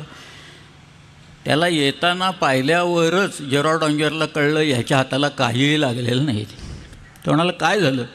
तो म्हणाले शिवाजी महाराज नाहीच आहेत तिथं, ते कुठं गेलेत कोणी सांगायला तयार नाही, कधी येतील काही माहीत नाही, मोरोपंत बसलेत तिथं. आणि ते म्हणाले अलिबागच्या गोडाऊनमधून नारळ सुपारी भात घ्या, त्याच्या वराता काढतो आम्ही. तो म्हणाला अरे सगळे बनेल लोक आहेत हे सगळे, ते आपल्या लोकांवर वराता काढतील आणि सांगतील सगळ्यांना की एवढं एवढं इंग्रजांना द्या म्हणून, पण आतून प्रजेला निरोप देतील की पुढची सूचना येईस्तोवर अलिबागच्या गोडाऊनमध्ये माल टाकायचा नाही, अलिबाग सोडून कुठेही टाका तुम्ही दुसरं. आणि मग त्या गोडाऊनमध्ये माल नाही अशा सबबी खातर आपल्याला हे काही देणार नाही. आणि तू आता परत रायगडला जा, कारण शिवाजी महाराज आले तसा इंटेलिजन्स आपल्या लोकांनी आणून दिलेला आहे. आणि तू बाकी कुणालाही भेटू नको, तू फक्त शिवाजी महाराजांना भेट. तुझ्याबरोबर काहीतरी एक इंग्रज माणूस देतो म्हणून फ्रान्सिस मॉली व्हेरेर या नावाच्या एका माणसाला पाठवलं. आता फ्रान्सिस मॉली व्हेरेर आणि हा नारायण शेणवे परत तो सगळा प्रवास करत रायगडच्या पायथ्याशी आले. महाराजांना निरोप गेला. महाराज नुकतेच आले होते त्यामुळे कामात होते, महिना दीड महिना खाली थांबून ठेवलं, नंतर बोलावलं. म्हणाले काय ठरलं तुमचं आता सांगा पटापट. म्हणाले महाराज द्या आता एकदा पैसे देऊन टाका आणि मोकळं करून टाका आम्हाला. म्हणाले अहो इथं रायगडावर पैसे नाहीत म्हणून तर तुम्हाला हुंडी दिला, आमच्याकडे कॅश पैसे नाही. हा कॅश द्या म्हणतोय, महाराज नाही म्हणतात. शेवटी महाराज म्हणाले हे बघा आता असं मी या राज्याचा राजा आहे आणि तुमच्याशी व्यापारी संबंध आम्हाला कायम ठेवायचे आहेत, मी एक उपाय सुचवतो. आता उपाय म्हटल्यावर याच्या पोटात गोळा आला नारायण शेणव्याच्या की आता काय उपाय बाबा नवीन काय प्रकारे हा. ते म्हणाले काय काय महाराज? महाराज म्हणाले हे एवढी किंमत आहे नाही की किमती एवढी चांदी किंवा सोनं एवढं देतो तुम्हाला. मागच्या वेळेला नारळ सुपारी भात म्हणाले हे, आता चांदी आणि सोनं म्हणतायत ते की रोज भाव बदलत असतात सगळ्याचे तिथं. बरं सोनं किंवा चांदी घ्यायची याची ऑथॉरिटी या दोघात नव्हतीच कोणालाही तिथं काही. त्यामुळं नारायण शेणे म्हणाला मला मुंबईला जाऊन साहेबाला विचारायला पाहिजे आता. ते म्हणाले सावकाश जायला विचारा, काही घाई करू नका म्हणे. तो फ्रान्सिस मॉलिव्हेरर म्हणाला मी रायगडावरच थांबतो आणि बघतो मला काही जमतं आहे का म्हणून तो रायगडावर थांबला. नारायण शेणवी आला मुंबईला. तो सगळा प्रवास करत परत आल्यावर लांबून येताना पाहिल्यावर गेरॉडॉंगरनी ओळखलं, याही वेळेला याच्या हाताला काही लागलेलं नाही. तो म्हणाला अरे काय झालं? तो म्हणाला शिवाजी महाराज आलेत, पण ते म्हणतात एवढ्या किमतीचं सोनं किंवा चांदी घ्या म्हणून तिथं. तो म्हणाला मला कुठं ऑथॉरिटी काय? ते म्हणाले अरे तू काही काम करत नाहीस आमचा, TADA फक्त खातोच रायगडला जाऊन का, तू आता इथंच बस, आमचा तो फ्रान्सिस मॉलिव्हेरर काय करतो बघू. 15 दिवस गेले. 16व्या दिवशी तो मॉलिव्हेरर येताना दिसला. त्या मॉलिव्हेररला पाहिल्यावर गेरॉडॉंगरला कळलं की ह्या देखील माणसाच्या हाताला काही लागलेले आहेत. तो म्हणाला काही नाही जमत तिथे, हे सगळे म्हणाले लोक भारी आहेत तिथं, काहीतरी रोज सांगतात देतो करतो बघतो बिकतो वगैरे, काही देत नाही. त्याचं एक वाक्य आहे, त्याचा टूर रिपोर्ट छापला आहे बरं का. त्यावेळेचा त्या इंग्रजाचा रायगडच्या टूरचा रिपोर्ट छापलेला आहे. त्यातलं एकच वाक्य सांगतो. त्याने असं लिहिले I got nothing accept hollow promises असं लिहिलेलं आहे. ते पोकळ आश्वासनाखेरीज मला काहीही मिळालं नाही. शेवटी तो गेरॉडॉंगर म्हणाला अरे इतके दिवस वाया चालले आहेत, व्याजात मरतोय आपण, तुम्ही आता तो देतो असं म्हणतोय सोनं किंवा चांदी, काय देतोय ते पहिल्यांदा जाऊन घेऊन या, ताब्यात घ्या म्हणाला पाहिजे, नाही तो नंतर काहीच देणार नाही. तो नारायण शेणवी परत रायगडला जायला निघाला. आता परत तो सगळा प्रवास करत रायगडच्या पायथ्याशी आला. महाराजांनी त्याला 1 दीड महिना थांबून ठेवलं. परत वरती बोलवलं. ते म्हणाले काय काय ठरलं सांगा तुमचं. तो म्हणाला महाराज द्या, सोनं द्या, चांदी द्या, पण द्या काहीतरी, मोकळं करा आम्हाला. महाराज म्हणाले तसं नाही, मला नीट कळलं पाहिजे तुम्हाला सोनं पाहिजे का चांदी पाहिजे ते. मग तो म्हणाला चांदी द्या, पण द्या बाबा एकदा लवकर काहीतरी द्या. महाराज मोरोपंतांना म्हणाले याला जामदारखान्यात घेऊन जा आणि ते चांदी देऊन टाका तेवढ्या किमतीची, आणि ते सगळे हुंडेबिंडीचं प्रकरण मिटलं आहे म्हणून लिहून घ्यायचं. आता हे जामदारखान्यात आले, चांदीच्या फ्लेक्स निघायला लागल्या, तराजू निघाला तिथं. आता एकच काम मोरोपंतांचं राहिलेलं होतं, छोटं काम होतं ते, फार मोठं नव्हतं, की चांदीची किंमत वाढवायची आता तिथं रायगडवरची. त्यामुळं त्यांनी नारायण शेणव्याला सांगितलं इथं चांदीची किंमत 1675 सालची किंमत सांगतो हां. त्यांनी सांगितलं रायगडवर चांदीची किंमत 28 रुपये शेर आहे बरं का. तो म्हणाला 28? सगळे तर 23 रुपये शेर आहे सगळीकडं. ते म्हणाले इथं 28 आहे, इथं कोणालाही विचारा. बरं आता 23 का 28 ह्याच्यावरनं परत मुंबईला जायचं आणि शिव्या खायच्या, देऊन टाका म्हणाला काय जे असेल तसं. शेवटी 28 अशा चढ्या भावाने चांदी तोलली त्यांनी, आणि मग त्याकडनं लिहून घेतलं सगळं प्रकरण मिटलं म्हणून. ती चांदी घेऊन कागद घेऊन तो आला मुंबईला, गेरॉडॉंगरच्या समोर ठेवलं. गेरॉडॉंगरनी ईस्ट इंडिया कंपनीला जो रिपोर्ट लिहिला आहे त्याच्यात शेवटी एक पॅरा घातला आहे त्यावेळेचा आहे की नारायण शेणवी रायगडावरून आला, आम्ही शिवाजीला ते तांबं विकलेलं होतं, त्याने एक हुंडी दिलेली होती, त्याचा निकाल आज लागला, आणि जी चांदी सगळीकडे 23 रुपये शेरांनी ती शिवाजीनं आम्हाला 28 रुपये शेरांनी दिली. पण 1.5 वर्ष चाललेलं हे प्रकरण एकदाचं निकालात लागलं आणि आम्हाला या प्रकरणात 22.5% तोटा झालेला आहे, इंग्रजांनी लिहून ठेवलं. समुद्रावर गलबतांचा पराभव जर का करता येत नसेल तर जमिनीवर पैशाने तुमचा पराभव करतो आम्ही. ही सुद्धा काही गोष्ट साधी नाही आहे. शिकायचं आपल्याला काय तर हे शिकायचं. आज डोळे कुणाचे तिकडे चायनाचे डोळे आहेत. चायनीज लोकांनी, मी ते सगळं वाचतोय गेले काही दिवस, त्यांनी डिक्लेअर करून टाकलं की पुढच्या 4 वर्षात आमचे 2,500 तरुण मुलं आणि मुली ATPचं टेनिसचं सर्किट जे आहे ना त्याच्यात खेळायला लागतील म्हणून. 2,500 आमचे रेफरीज 450 असतील तयार झालेले. आता ती लीना वगैरे ती मुलगी आली बघा खेळत ते टेनिस. मी तर एकदा पाहिलं होतं, एक अख्खं गाव आहे ना, त्या गावात फक्त चित्रकारच लोक बसवलेत चायनाने. त्यांचा उद्योग सकाळी उठल्यापासून चित्रच काढायचे. म्हणजे मोनालिसा असेल तर मोनालिसा, मोनालिसाचं चित्र काढायचं, व्हिंचीची चित्र तर एक 8-10 मोनालिसाची चित्र आहेत. तो पहिल्यांदा या चित्राला रंग लावतो, मग दुसऱ्या बोर्डावर जातो, तिथं लावतो, तिसऱ्या बोर्डावर जातो, असं करत करत तिथंच झोपतो तो चिनीवर का. खायला प्यायला 2दा त्याला तिथं मिळतं, झोपायला जागा मिळते, सकाळी उठलं की चित्र काढत बसायचे. हे बहुत.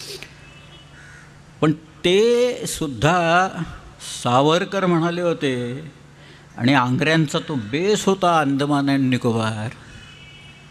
आंग्र्यांची जहाजं वरवायची तिथं. एक आंग्र्यांचा वेंगुर्ल्याचे तर खडक आहे, तो खडक दिसत नाही आहे वरनं, पण तो आंग्र्यांच्या लोकांना माहिती होता. नंतर कान्होजी आंग्र्याला तर लँड शार्क म्हणायचे ब्रिटिश लोक, घाबरायचे भयंकर. पण तिथं वरती कोको आयलंड्स आहेत, ती आता चायनाला दिली आहेत बर्मानी, आणि तिथं त्यांचा बेस उभा राहिलेला आहे. सगळ्या शिकायचं काय तर हे शिकायचं या सगळ्या की तुमच्या सरहद्दी मजबूत पाहिजेत.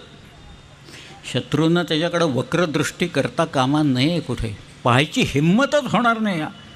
असंच शिवाजीराजांनी केलं. सुरत लुटली ना, सुरत धनाढ्य शहर. औरंगजेबाचं एक फार मोठा, औरंगजेबाची बहिणीला त्यांनी लिहून उत्पन्न तिथला बरंचसं मिळत असेल. सुरतेला अनेक व्यापारी लोक असत, मक्केला जाणारे जहाजं तिकडून जात असत. म्हणजे एक गंमत म्हणून एक गोष्ट सांगतो मी. एक ताभेरनीय या नावाचा एक व्यापारी होता, हिऱ्यांचा व्यापारी होता. आणि हा जो शायस्ता खान आहे, हा चाकणला बसला होता. चाकणच्या किल्ल्याला गडीला वेढा घालून 56 दिवस लढवली ती गडी आपल्या लोकांनी, फिरंगोजी नरसळ्याने. तर यांनी काही हिरे विकत घेतले त्याच्याकडनं, पैसे दिले नाहीत शायस्ता खानाने. शायस्ता खान ही शायस्ता ही पदवी आहे बरं का, नाव नाही आहे. खान खानान अमीर उलुमरा नवाब आझम मिर्झा अबू तालिब शायस्ता खान. त्यातला अबू तालिब एवढंच नाव आहे, बाकी सगळ्या पदव्या आहेत.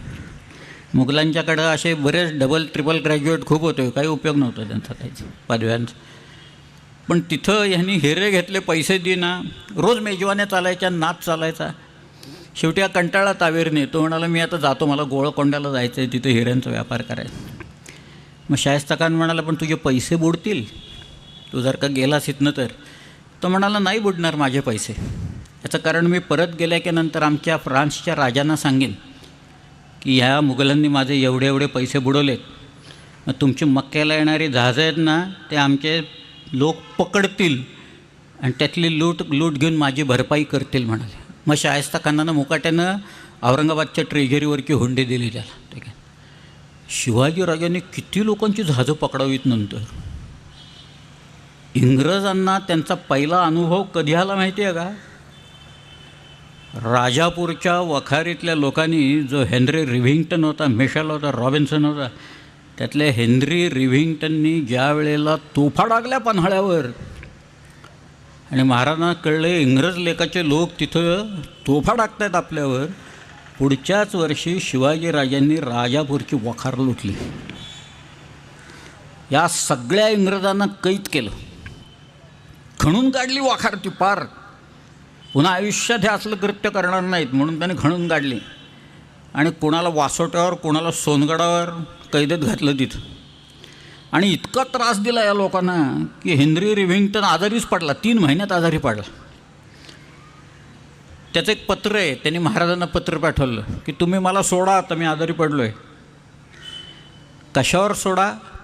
पॅरोलवर सोडा असं लिहिले बरं का तिकीट. पॅरोलवर सोडा तुम्ही मला, मी इंग्लंडला जातो, खातो पितो, औषधं घेतो, बरा झालं की परत तुमच्या अदबखान्यात चढायला येतो इथं म्हणून. महाराजांनी विचारलं अहो काय चाललं आहे काय? तर काय म्हणायला सोडा त्याची तब्येत बिघडली. मग तो सुरतेला गेला आणि तिथंच मेला. एकदा तोफ टाकली या हेनरी रिव्हिंग्टनने. शिवाजी राजांनी काय केलं असं, हाच तर दणका आहे त्याचा, पहिल्या वेळेला दणका घातला का. रायगडचा एकूण अदबखाना काय, सोनगडचा काय आणि व्याघ्रगडचा काय आणि त्या लिंगाण्याचं काय, एकूण सगळे प्रकरण. इंग्रज विलक्षण घाबरायचे. सुरत म्हणून बंदर जे होतं, सुरत बंदर खूप आत आहे, सुरत गाव खूप आत आहे, बंदर स्वाली म्हणून आहे पुढं. आणि तो सगळा जो समुद्र आत आहे तो त्याला स्वॅली होल असं म्हणतात ते. पण त्यावेळेला शिवाजी राजांना 3 वर्ष शाहिस्ता खानाने मुलूक लुटला, त्याची भरपाई तर करायला पाहिजे कुठेतरी. म्हणून शिवाजी राजांनी बहिर्जीला सांगितलं. बहिर्जी आला आणि म्हणाला महाराज सुरत मारिलियाने अगणित द्रव्य सापडेल. या बहिर्जी नायकाकडं सुरतचा ब्लूप्रिंट होता. नावासकट वीरजी व्होरा 20 सोन्याची पिपं या भिंतीत ठेवलेली आहेत. हिरे माणकं ते जिन्याच्या खाली ठेवलेली आहेत. बाकी ते रांजणात ठेवले. हाजी कासम बेग, हाजी सय्यद बेग अशी सगळ्यांची यादी कुणाकुणाकडं काय, कदाचित त्यांनी बहुतेक याच्या खिशातसुद्धा काय ह्याचीसुद्धा यादी आणली असेल काय काय इतकं बारीक. पण ते एकूण आकडे आणि सगळे पाहिल्यावर शिवाजी महाराज खोई झाले. म्हणाले हे असलेच पाहिजे होतं. म्हणाले आपल्याला काहीतरी इथंच घाबाडे म्हणाले. सर चला सुरतेला चला. म्हणून शिवाजीराजे 5000 घोडेस्वार होते आणि प्रत्येक घोडेस्वाराबरोबर एक रिकामं घोडं होतं. आणि ते रिकामं घोडं कशाला होतं? लूट पाठीवर टाकून आणण्यासाठी होतं. शिवाजीराजे सुरतेला गेले. शिवाजी येतोय म्हणून कळते काय नाही, सुरत शांत. शिवाजी महाराज काय आहेत आणि कोण आहेत आणि त्यांचा झटकान दणका काय असतो याचा पत्ताच नव्हता ना लोकांना. त्यामुळे गंडवीपर्यंत आले, उधण्यापर्यंत आले, तामुक झाले, तशा अवया उठायला लागल्या. इनायत खान म्हणून तिथं होता, तो किल्ल्यात गेला. लोकांच्याकडनं पैसे घेऊन त्यानं किल्ल्यात घेतलं, लोकांना बाकीला दिलं वाऱ्यावर सोडून सगळ्यांना. शिवाजीराजे तिथं आले आणि म्हणाले मला एवढी खंडणी द्या, मी निघून जातो. मी फार मागत नाही आहे, मला तुम्ही एवढी खंडणी सगळे सुरतकर लोक द्या, तर मी निघून जातो ना. मला काही गरज नाही बाकीची मारामारी करायची, गोंधळ करायची. काही दिली नाही कोणी. ते इंग्रजांनी तो रूट मार्च काढला. जॉर्ज ऑक्झिंडन म्हणून होतं या, त्यांनी तो रूट मार्च काढला बँड लावून सगळे. तर फिरलं ते सुरतमधनं त्याचा बँड, तोही गेला किल्ल्यात. त्यांची वखार होती तिकडे, पण त्या वखारीतनं प्रतिकार जोरात होईल, बंदूक आहेत त्यांच्याकडे म्हणून शिवाजी महाराजांनी त्याला त्यावेळेला हात नाही लावला. तिथे एक मोनॅस्ट्री होती, फादर एम्ब्रोज नावाच्या एका माणसाची, फ्रेंच कॅप्युसिन पॅड्री होतात. आणि शिवाजी महाराज म्हणायचे की या इंग्रजांच्यापेक्षा फ्रेंच कॅप्युसिन पॅड्री ठीक आहेत म्हणून. सगळे त्यांनी ती वाचवली. आणि मग एकदा ते काही खंडणी येत नाही म्हणताना आता वेळ तर वाया जातं. शिवाजी महाराजांनी सांगितलं चला कामाला लागा आता आपापल्या सगळे लोक. झालं, सुरत लुटायला सुरुवात केली. आपल्या लोक वणव्या लागायला लागले, घरं पेटायला लागले, लोकांना बडवायला लागले, लोक सापकानी बडवायला लागले, पैशाच्या आणि धनाच्या राशी येऊन पडायला लागले. एकदा का चोप बसला की ओकायला लागले लोक धडाधडा. पण याही गडबडीत सगळ्याच्यात शिवाजीराजांनी पथ्य काय पाळलं आहे ते सांगतात. कधी कोणी सुरतकर किंवा गुजराती माणूस भेटला ना आरोप करायला लागला शिवाजी महाराजांनी नेमकी सुरत लुटली, तर त्याला हे उदाहरण अवश्य सांगा. सुरतेत एक व्यापारी होता, त्याचं नाव मोहनदास पारेख. हा डच लोकांचा हिंदू दलाल होता. सुरतेत त्यांनी धर्मकृत्य केलेली होती, भरपूर मंदिरं बांधलेली होती, बगीचे बांधलेले होते, त्याच्याकडं भरपूर संपत्ती होती. आणि जशी लुटीला सुरुवात झाली त्यावेळेला याच्या घरी तो वारला होता नुकताच. याचं घरातले लोक घाबरले सगळे की आपल्यावर येणार धाड आता या शिवाजीच्या लोकांचे, आपलं घर साफ करून जाणार. आणि तिथं खाली खरंच काहीतरी लोक येऊन थांबले. काही मराठी मंडळी तिथून खाली थांबली. सुरत जळती आहे तिथं. पहाट झाली तशी या घरातल्या लोकांना बरं वाटलं, जरा काही झालं नाही तिथं अजून. मग ते आले आणि म्हणाले या लोकांना तुम्ही कोण आहात? म्हणाले आम्ही शिवाजी महाराजांची माणसं आहोत. त्यामुळे तुम्ही इथं काय करताय? म्हणाले आम्हाला एवढंच सांगितलं इथे एक चांगला माणूस राहत होता, तर आपल्या लोकांच्यापासनं या घराला तोशिष लागता कामा नाही, त्याचं घर वाचवायचं इथं ते, म्हणून आम्ही इथं उभे आहोत. त्याच्यासाठी वाचवलं मोहनदास पारखचं घर शिवाजी महाराजांनी तेवढ्या ह्याच्यात सुद्धा वाचवलं. सर्रास लुटलं असं काही नाही आहे त्याच्यात. धनवान जे लोक होते वीरजी व्होराच्या सारखे, खरं म्हणजे एकट्या वीरजी व्होराला लुटलं असताना एक 10-5 किल्ल्यांची कामं आरामात झाली असती सगळ्या. पण शिवाजीराजांनी सुरतेची लूट जी आणली, नंतर आले परत ते मुघल येतील म्हणून घोड्यांच्या पाठीवर. शिवाजीराजांनी सुरत 2दा लुटली. मी मगाशी सांगितलं हेनरी गॅरी आणि त्याची जी पत्रं आहेत, Surat trembles at the name of Shivaji, थरथरायला लागतो, कापायला लागतो. शिवाजी येणार म्हणताना लोक म्हणजे सगळे सावरत पळावा आता कुठेतरी काहीतरी. काही तर एकदा नंतर तर हुलील तिथं अफवा अशा निघायला लागल्या की तो आता जमिनीवरनं तर येणारच आहे, पण आता जहाजं त्याच्याकडे झाली आहेत म्हणून समुद्रात नाही येणार. मग म्हणाले पळायचं कुठं आता, पळून पळून लोक राहणार कुठं आता. शिवाजीराजांनी 2दा लुटली सुरत. एकदा 64 साली लुटली, एकदा 70 साली लुटली. या दोन्ही वेळेला फरक मात्र एक आहे. पहिल्या वेळेला घोडे नेले होते शिवाजीराजांनी, मुघल चालून येतील म्हणून, वेगाने परत येण्याच्यासाठी म्हणून शिवाजीराजांनी घोडे नेलेले होते.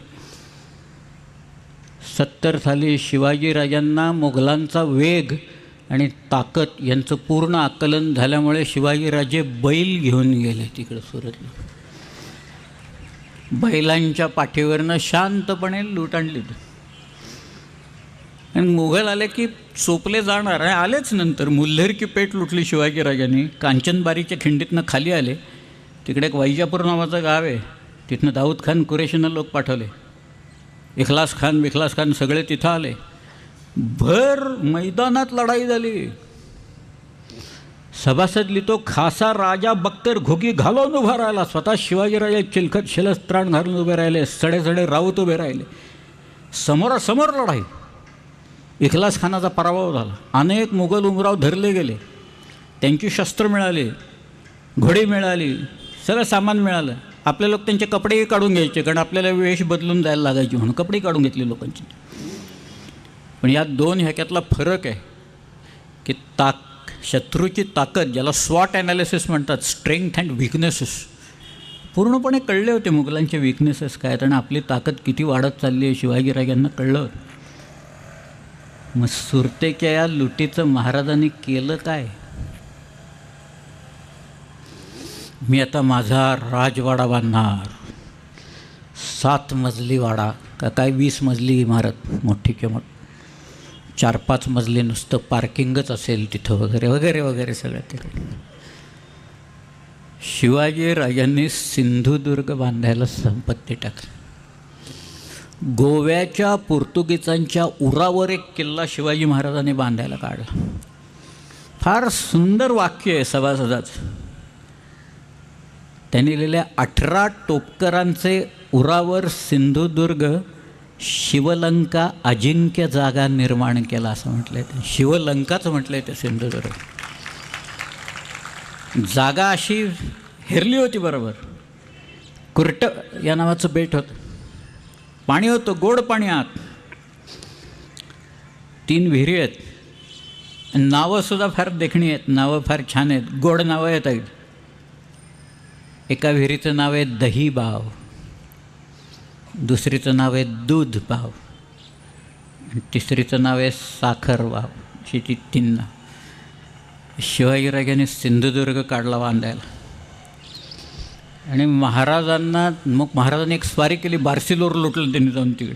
एकच स्वारी शिवाजी महाराजांची आयुष्यात जहाजावरनं केलेली एक स्वारी होती. मालवणवरनं आरमार निघालं, बार्सिलोरला आलं, बार्सिलोर लुटलं शिवाजीराजांनी. तोपर्यंत मिर्झा राजा येतो आहे असं कळलं. पण शिवाजीराजे परत आले. काही खुशकीनं काही लोक आले, काही समुद्रातनं आले. मग पुढं शिवाजीराजांना आग्र्याला जावं लागलं. सिंधुदुर्गाचं काय झालं, सिंधुदुर्गाचे इथं पैसे कोणी दिले? आमच्याकडं धरणाची कामं 35-35 वर्ष चालतात, पाणीच नाही देत. काही ठिकाणी मला आठवतं आहे, मी स्वतः होतो तिथं, एक प्रचंड मोठा असा पूल दिसला मला बरं का. पण खालनं एक असा ओढा वाहत होता साधा. अरे म्हटलं, एवढा उंच पूल आणि खालनं ओढा, कधी नदी बिदी तर काही दिसत नाही, तर काय आहे? आता जाऊ देऊ म्हणाले. काय पुलाचं डिझाईन रेडी होतं म्हणाले, तिथं ते वापरून टाकलं, तिकडनं पूल बांधून टाकलं. काही ठिकाणी नद्या नाही, तिथंच धरणं झालेली आहेत ती. इथं आम्ही हरिश्चंद्रगडला जातो ना, त्या खिरेश्वरच्या समोर पलीकडे खुबीच्या तिथं जे धरण झालं ना, पुढं धरणाची भिंत आहे. मग नंतर लक्षात आलं, अरे पाण्याची लेवल वाढल्यावर पाणी पाठीमागनं खाली पडेल कोकणात, म्हणून पाठीमागही भिंत घालून टाकली. आता सिंधुदुर्ग बांधायला काढला शिवाजी महाराजांनी. शिवाजी महाराज अडकलेत. किल्ल्याचं काय, ते परत आले. परत आल्यावर म्हणाले, अरे सिंधुदुर्ग कुठपर्यंत आलं आहे आपलं सगळं, किल्ल्याचं बांधकाम कुठं आलं आहे, पोर्तुगीजांच्या नाकावर मी बांधतोय तो किल्ला. या सगळ्या लोकांना शह देण्याच्यासाठी सागरी किल्ला बांधतोय. काय झालं त्याचं? महाराज आले आणि महाराजांनी पाहिलं सिंधुदुर्ग उभा राहिलेला होता. सिंधुदुर्गाचा जो आर्किटेक्ट आणि इंजिनियर होता त्याचं नाव हिरोजी इंदोलकर. महाराज म्हणाले, हिरोजी पैसे कुठून आणलेत तुम्ही? हिरोजी सांगायलाच तयार नाही. लोक म्हणाले, हिरोजीने स्वतःचे दागिने सावकाराकडं गहाण ठेवून पैसे काढून किल्ला बांधला. बघा, कल्पना करा काय लोक अनुयायी कसे निर्माण करायचे आणि काय करायचे. कारण त्याला खात्री होती, हो माझे पैसे तर काही बुडणार नाहीत, महाराज परत आल्यावर हे सगळं फेडतील, बक्षीस देतील. वर्मा काम थांबता काम आहे, स्वराज्याचं काम आहे, राजाचं काम आहे, धर्माचं काम आहे. हे काम झालं पाहिजे, किल्ला उभा केला पाहिजे. महाराज सद्गदित झाले आणि म्हणाले, हिरोजी मागून घ्या काय पाहिजे. हिरोजी म्हणाला, काही नको महाराज, तुम्ही दिलं एवढं मला बास आहे. पण राजधानीच्या किल्ल्याचं बांधकाम काढाल ना, त्यावेळेला किल्ला मला बांधायला द्या. राजधानी मी बांधेन, आपली स्वराज्याची राजधानी. रायगड बांधायला काढला महाराजांनी. हिरोजीला बोलावला, त्यांनी सांगितलं, हिरोजी बांधा, तुम्हाला जे बांधायचं ते बांधा रायगडावर. हिरोजींनी रायगड बांधून काढला. 300 घरं बांधली लोकांना राहायला, वेगवेगळ्या सभा बांधल्या, शिवाजी महाराजांची राजसभा बांधली, त्यांचं निवासस्थान बांधलं, वाडेश्वर महादेवाचं देऊळ उभं केलं. सगळं पूर्ण रायगड सजवून टाकला त्यांनी सगळं. आणि राज्याभिषेक झाला. हिरोजी आला दान घ्यायला. महाराज म्हणाले, हिरोजी मागा, काय पाहिजे ते मागून घ्या, सगळं देतो तुम्हाला. हिरोजी म्हणाला, नाही महाराज, महादेवाच्या दर्शनाला याल ना त्यावेळेला सांगतो मी तिथं काय. महाराज म्हणाले, सिंधुदुर्ग झाला, रायगड झाला, यांनी किल्ले बांधलेत 2, परत हा माणूस अजूनही काही माझ्याकडं मागत नाही आहे. लोक मगाशी वतनं आमची कायम करा म्हणून सांगून गेले, द्यावी लागली काही लोकांना मला परत. आणि हा माणूस मागत नाही आहे, भेट मागत नाही, काही मागत नाही. शिवाजीराजे आले, हत्तीवरनं मिरवणूक निघाली. महाराज महादेवाच्या दर्शनाला आले, वाडेश्वर महादेवाचं दर्शन घेतलं आणि पूर्वेच्या दरवाज्यातनं बाहेर आले. तिथे हिरोजी उभे होते. महाराज म्हणाले, हिरोजी काय मागताय का काही यात? म्हणाला, महाराज एक प्रार्थना आहे फक्त, हा दगड आहे ना, या पायरीला लावायची परवानगी द्या मला. महाराज हसले, दिली म्हणाले परवानगी. अजूनही रायगडला दगड, त्याच्यावर लिहिलेलं आहे, सेवेचे ठाई तत्पर हिरोजी इंदोलकर असं लिहिलेलं आहे त्या दगड. कुठे आहे तो? अशी लोक गेली आमच्या महाराष्ट्रात, शिवाजी महाराजांनी निर्माण केलेले असले लोक गेले कुठं शेवटी? त्याच्यात जंजिऱ्याला शह द्यायला पद्मदुर्ग बांधला. गोव्याच्या पोर्तुगीजांना शह देण्याच्यासाठी शिवाजीराजांनी तिथं सिंधुदुर्ग बांधला. मुंबईच्या इंग्रजांना शह देण्यासाठी शिवाजी महाराजांनी खांदेरीचा किल्ला बांधला. फार गंमत आहे खांदेरी उंदेरीची. सागरी लढाई आहे इंग्रजांशी. मला आठवतं आहे, स्मारकं जी करतात इंग्लंडमध्ये मी स्वतः पाहिलेली आहेत. इंग्लंडचा एक श्रेष्ठ नाविक होरॅशो व्हायकाउंट नेल्सन 1805 21 ऑक्टोबरला यानं कंबाईंड स्पॅनिश आणि फ्रेंच अशा आरमाराचा पराभव केला. ट्रफलगरला, बॅटल ऑफ ट्रफलगरमध्ये त्याला एक डोळा गेला होता, एक पाय नव्हता. त्याची स्मारकं इंग्लंडमध्ये बघावीत. काय केलं असेल ब्रिटिश लोकांनी? त्या ट्रॅफलगरच्या लढाईतली त्याचं जे जहाज आहे HMS व्हिक्टोरी, हे जहाज तसंच्या तसं इंग्रजांनी आणून त्या पोर्ट्समथमध्ये ठेवलेलं आहे. 21 ऑक्टोबरला ज्या वेळेला ते फ्रेंच आरमार पाहिलं आणि ह्यांनी कमांड लावली, त्याचा डेप्युटी होता दुसऱ्या जहाजावर होता कॉलिंगबोर्ड म्हणून. त्यावेळेला कम्युनिकेशन्स नव्हती कसली, त्यामुळं निशाणानं कमांड लावायचे. काही नंबर्ड फ्लॅग्स असायचे, काही कॉम्बिनेशन करून लावायचे. तर हा म्हणाला, त्याचा जो फ्लॅग मास्टर होता HMS फ्लॅगशिप होता आहे व्हिक्टरी, त्यावेळेला तो म्हणाला फ्लॅग मास्टरला, पास्को म्हणून होता त्या पास्कोला म्हणाला, मला एक मेसेज द्यायचा आहे, लावतो. तो म्हणाला, England confides that every man will do his duty, असे लावतो ती. तो म्हणाला, माझ्याकडं कन्फाईड हे नाही आहे, पण मी एक्सपेक्ट्स लावू का, England aspects that every man will do his duty. तो म्हणाला, लाव, काही हरकत नाही. ती लावल्या, कमांड लावल्याच्या नंतर सगळीकडं ब्रिटिश जहाजावरनं एकदम हर्षोन्मादानं वेळे झाले की आता तुटून पडायचं आणि लढाई करायची. लढाई सुरू झाली, जोरात तोफांचे मारे सुरू झाले आणि एक फ्रेंच शिप आणि HMS व्हिक्ट्री एंगेज झाले एकमेकाशी. रीडाउटेबल म्हणून ते शिप होतं आणि हा स्वतः वरच्या डेकवर होता होरॅशिओ नेल्सन. आणि शेवटी त्या मारामारीत नेल्सनला एक गोळी येऊन लागली, पाठीच्या कण्यात बसली, नेल्सन पाडला, त्याला खाली नेलं. नेल्सन म्हणाला, ही लढाई माझ्या मनात होतं, आपण मारली पाहिजे आणि शत्रूची किमान 20 जहाजं तरी आपल्या ताब्यात पाहिजे, अशी माझी शेवटची इच्छा होती. कुणीतरी आलं म्हणाला, आपण 5 जहाजं शत्रूची काबीज केली आहेत. दुसरा आला म्हणाला, आपल्याला 10 जहाजं मिळालेली आहेत. शेवटी एक माणूस आला आणि म्हणाला, आपण लढाई मारलेली आहे, 20-25 जहाजं शत्रूची आपल्या ताब्यात आलेली आहेत सगळी, आपण लढाई मारलेली आहे. नेल्सनचे शेवटचे शब्द आहेत, thank God I have done my duty. Nelson वारला शिपवर. त्याचं स्मारक आहे. 200 वर्षानंतर इंग्रजांनी त्या पोर्ट्समथला इतका मोठा शो केला, स्वतः राणी आली होती एलिझाबेथ दुसरी तिथं, आपली शिप्स गेली होती तिथं त्यावेळेला. स्मारकं कशी करतात ना, त्याचं एक आयडियल उदाहरण आहे. हा नेल्सन जो आहे ना, तुम्ही पाहिलं असेल बघा, तो ॲलन शेफर्ड म्हणून एक अंपायर होता ना, तो 11 स्कोअर असेल 22 असेल की असा एक उडी मारायचा बघा तिथे एक, ते त्याला नेल्सन स्ट्राईक्स असं म्हणतात. की कोपनहेगन, बॅटल ऑफ कोपनहेगनला रशियन आणि डॅनिश लोक एकत्र आले होते. त्यांना सर्च करायचं त्या फ्लीटला, ब्रिटनकडे वॉरंट होतं आणि ते वॉरंट घेऊन ज्यावेळेला ब्रिटिश सगळं फ्लीट गेलं तिथं, तेव्हा याचा जो वरचा ऑफिसर होता त्यांनी सांगितलं, रिट्रीट करा, पाठीमागं या सगळे. नेल्सन म्हणाला, रिट्रीट काय करा, आता चोपून काढून जाऊन म्हणाला डॅनिश लोकांना सगळ्यांना चोपून, हा कसला रिट्रीट म्हणून सांगतोय. आणि मग नेल्सननी काय केलं, त्याच्या शेजारी त्याचा अजून एक माणूस उभा होता. नेल्सननी तो टेलिस्कोप होता ना, तो त्याची जी कमांड बघायचा, जहाजावर निशाणांची कमांड बघायचा, तो त्याला दिसत नसलेल्या डोळ्याला लावला बरं का त्याने इकडं. आणि तो त्याला म्हणाला, आय डोंट सी एनिथिंग ना, हल्ला करा चला, मला दिसलंच नाही काही ते. हल्ला केला, नेल्सनने लढाई मारली. असा तो नेल्सन. त्याचे स्मारकं जिकडं तिकडं आहेत. स्मारकं फार उत्तमरीतीनं ठेवली आहेत. दर 21 ऑक्टोबरला पहाटे तिथं ब्युगल वाजतो.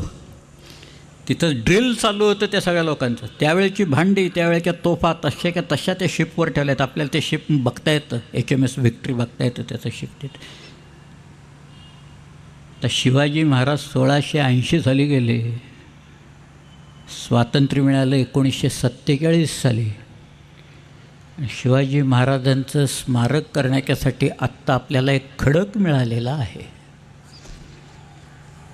इंग्रजांनी स्मारकं कशी उभी केली आहेत बघा. त्या स्मारकं प्रेरणादायी असावी लागतात, स्फूर्तिदायी असावी लागतात. पुढच्या पिढीनं त्याच्यातनं बोध घ्यावा आणि काहीतरी उत्तम कर्तृत्व करून दाखवावं आणि आपलं देश, या देशाचं भवितव्य उज्ज्वल करून टाकावं. याच्यासाठी सगळे स्मारकांच्या संख्येवर काही नसतं, इथं असावं लागतं ते सगळ्यात शेवटी. ही खांदेरीची जी लढाई आहे, एकमेव लढाई, नाविक लढाई शिवाजीराजे जी काही खेळले ती काही सामान्य लढाई नाही आहे. 1679च्या ऑगस्ट महिन्याच्या 29 तारखेला मायनाक भंडारी या थळवरनं काही जहाजातनं 2-4 तोफा आणि इतर 200-300 माणसं घेऊन खांदेरी बेटावर गेला. इंग्रज बघत होते मुंबईहून, त्यांना हालचाल दिसली बेटावर. कोण आहेत म्हणाले लोक? ते म्हणाले शिवाजीचे लोक येऊन किल्ला बांधत आहेत. अरे ते म्हणाले ते बेट जरी आपल्याकडे कायदेशीररित्या नसलं तर तिथं किल्ला झाला की पाचर बसेल, आपल्याला व्यापारच बंद पडेल सगळा, काहीतरी करून ह्याला बंद केलं पाहिजे. म्हणून त्याने एन्साईन डॅनियल ह्यूज या नावाच्या माणसाला तिथं पाठवलं. तो डॅनियल ह्यूज 3 तासात आला तिथं, 3 शिबाडा घेऊन आला. तो त्याचा रिपोर्ट असा आहे, मी त्या बेटाकडे आलो, कोणीच दिसेना मला तिथं, कसलाही तोफा वाजले नाहीत, बंदुका वाजले नाहीत. आणि मी जसा जवळ गेलो तसं त्या बेटाच्या खडकाच्या मागनं अनेक लोक उभे राहिले मराठीत. त्याच्यात तो मायनाक भंडारी होता. मग मी त्याला ओरडून सांगितलं, हे बेट आमचं आहे, तुम्ही इथनं निघून जा. तेव्हा तो म्हणाला, तुम्हीच इथनं निघून जा, मी माझ्या राजाचा हुकूम ऐकतो, तुमचा ऐकत नाही, पुढं आलात तर तुम्हालाच कैद करून ठेवीन इथं. त्यामुळे मी निघून आलो म्हणाला इथनं परत. त्यामुळं तो एन्साईन डॅनियल न्यूज परत केला. बरं, आता हे पावसाळ्याचे दिवस सगळे ऑगस्टमध्ये. इंग्रजांचं आरमार सुरतेला होतं, जहाजच नव्हती इंग्रजांच्याकडे. इंग्रजांनी हायर केली, भाड्यानं घेतली. गेप नावाच्या माणसाच्याकडनं इंग्रजांनी जहाजं भाड्यानं घेऊन, त्यांच्याकडे फक्त 2 फ्रिगेट्स होत्या. एकीचं नाव होतं हंटर, दुसरीचं नाव होतं रिव्हेंज. अशा त्या 2 फ्रिगेट्स आणि गुरावा होत्या मोठ्या, आणि बाकीची सगळी छोट्या छोट्या नौका होती. इंग्रजांनी पाठवून दिलं आणि म्हणाले, पहिल्यांदा खेळ बंद करावा, ते सगळे बेट ताब्यात घ्या. इंग्रजी आरमार आलं. Captain Adderton, captain Richard Keigwin, captain Francis Thorpe, sergeant Nash, captain Francis Moliver. किती यादी सांगू मोठ्या लोकांची. या सगळ्या असे वेगवेगळ्या शिप्सवर सगळे लोक होते, मोठमोठे लोक. त्या फ्रान्सिस थॉर्प सकाळपासून पंचचा पेला घेऊन बसायचा मारायला ते. त्यामुळे तो कंडमच झालेला होता. तो गेला, पहिल्याच हल्ल्यात मारला गेला तो त्या सगळ्याच्या. बाकीच्या इंग्रजांना त्यांच्या मोठ्या होड्या गलबत ज्या आहेत ती चॅनलमध्ये, म्हणजे थळपासनं त्या किल्ल्यापर्यंत मधला जो चॅनल आहे त्याला ब्लॉकेड क्रिएट करायला सांगितलं होतं, की सप्लाईज थांबवा, तिकडून येणारी जी मदत आहे, सगळे सप्लाईज आहेत ते बंद करा. इंग्रजांना जमलं नाही. इंग्रजांना त्यांची जहाजं खोल पाण्यात न्यावी लागली, कारण ही इतकं उथळ आहे पाणी, ते जहाजं खाली लागायला लागली दगडाला तिथे इंग्रज. आणि इंग्रजांनीच लिहून ठेवले की आम्ही आपल्या सकाळ झाले की बघायचो की त्या खांदेरेके तिथं भगवे गेंडे फडफडणाऱ्या अनेक होड्या दिसायच्या आम्हाला. त्यावेळेला रिचर्ड केगविन आणि हा जो ॲडर्टन यांनी लिहिलं आहे, those small Maratha creeping boats deceive us to admiration. त्या छोट्या सरपटणाऱ्या मराठी होड्या आम्हाला आश्चर्यकारकरित्या चकवतात, आणि अशा होड्या इंग्रजी आरमारात हव्यात असं लिहिलं ते. Britannia rules the waves, Britain shall never be slaves असं म्हणणारे इंग्रज म्हणत आहेत, या मराठी बनावटीच्या शिवाजीसारख्या होड्या आमच्याकडे पाहिजेत. पण आमचे लोक वलवत नाहीचे सगळे. इंग्रजांना बेट घ्यायला जमलं नाही, रिएन्फोर्समेंट झाली, जमलं नाही. तेवढ्यात सिद्धी आला तिथं. सिद्ध्याने त्या उंदेरीवर किल्ला बांधायला काढला. सिद्ध्याचे उद्योग सुरू झाले. तो आपली माणसं रात्री आपल्या होड्यात आले की सिद्धी पकडायचा आणि माणसांची मुंडकी मारायचा आपल्या. आणि इंग्रजांच्याकडे सकाळी दाखवायला यायचं आणि म्हणायचा, मुंबईला मला भाल्याच्या टोकावर लावून रस्त्याच्या दोन्ही बाजूला लावायची परवानगी द्या. इंग्रजांनी कधी दिली नाही. एक दिवस त्या सिद्ध्यांनी काही लोकांना पकडलं आणि त्यांनी त्यांची चौकशी इंग्रजांच्याकडं न्यायच्याऐवजी त्यांनी स्वतःच चौकशी केली. त्यांनी असं लिहिलं आहे की त्या माणसांनी असं सांगितलं की आम्ही इंग्रजांचेच लोक आहोत, आणि त्यांनी त्या इंग्रजी कॅप्टनचं नाव, त्याच्या डेप्युटीचं नाव, ह्याच्यापासून सगळा हिशोब इतका व्यवस्थित सांगितला की तो खरंच इंग्रजांचा माणूस आहे, याच्या घरी आम्हाला विश्वास ठेवावाच लागला. आणि ते सगळे शिवाजी महाराजांची माणसं होती बरं का तिथे. त्यांना सगळी बित्तम बातमी होती, कुणाच्या नावासकट सगळं होतं, सगळ्यांच्या कुंडल्या त्यांच्याकडं होते. हा सगळा प्रकार चालू राहिला. फार गंमत आहे सगळ्या. एक दिवस पांढरेच बावटे लागले बरं का ते बेटावर, खांदेरी बेटावर. सिद्ध्यांना वाटलं शरण आले हे सगळे लोक, इंग्रजांनाही वाटलं शरण आले म्हणून सिद्ध्याचे लोक गेल्यावर आपल्या लोकांनी शिव्या घालून त्यांना हाकलून दिलं पहिल्यांदा. मग इंग्रज गेले आणि ते म्हणाले, तुम्ही काही शरण आला का? ते म्हणाले, शरण बिरण आम्ही काही आलेलं नाही. मग म्हणाले, पांढरे बावटे कशाला लावलेत? ते म्हणाले, आमच्या किनाऱ्यावरच्या लोकांना सूचना करण्यासाठी म्हणून पांढरे बावटे लावलेत, आम्ही काही शरण बिरण वगैरे केलं. हे असं सगळं प्रकरण चाललेलं होतं. फार गंमत आहे या सगळ्याच्यात. एक दिवस आपला दौलत खान आरमार घेऊन आला, चॅनलमध्ये आला तो, आणि इंग्रजांच्याकडं एक गुराब होती, डफ नावाची गुराब होती. त्याच्या स्टर्नवर म्हणजे पाठीमागच्या बाजूला तोफ नव्हती. त्याने बरोबर हेरला आपल्या लोकांनी, अरे ह्या पाठीमागच्या बाजूला तोफ नाही आहे. आणि मग त्यांनी अशी अर्धचंद्राकार हे करून ती गुराबच ताब्यात घेतली. पाठीमागनंच हल्ला केला आपल्या लोकांनी. 22 इंग्रज पकडले, 22, आणि सागरगडावर कैदेत घातले त्यांना. आणि रोज त्यांना मुगाच्या डाळीची खिचडी दिल्यामुळे त्यांची पोटं बिघडली इंग्रजांची. आणि त्यांनी मुंबईला पत्र पाठवले, आम्हाला औषधं पाठवा, आम्हाला चिकन पाठवा, आम्हाला अंडी पाठवा वगैरे. मुंबईच्या इंग्रजांनी लिहिलं, तुम्ही कटून का नाही मेलात तिकडं, अंडे बिंडे वगैरे काही पाठवणार नाही, औषधं वगैरे काही पाठवणार नाही. 22 लोक कैदेत घातले होते. त्याच्यात तो फ्रान्सिस मॉलिव्हेरवर सुद्धा होता, तो रायगडावर आलेला. असा सगळा त्रास आपल्या लोकांनी या इंग्रजांनी दिला, कारण आपण कुठेही राहू शकत होतो. पण इंग्रजांना त्या बेटावर कब्जा करता आला नाही. ही नाविक लढाई फार महत्त्वाची आहे. खरं म्हणजे मी तुम्हाला त्याचे नकाशे बिकाशे काढून दाखवेन एक कधी.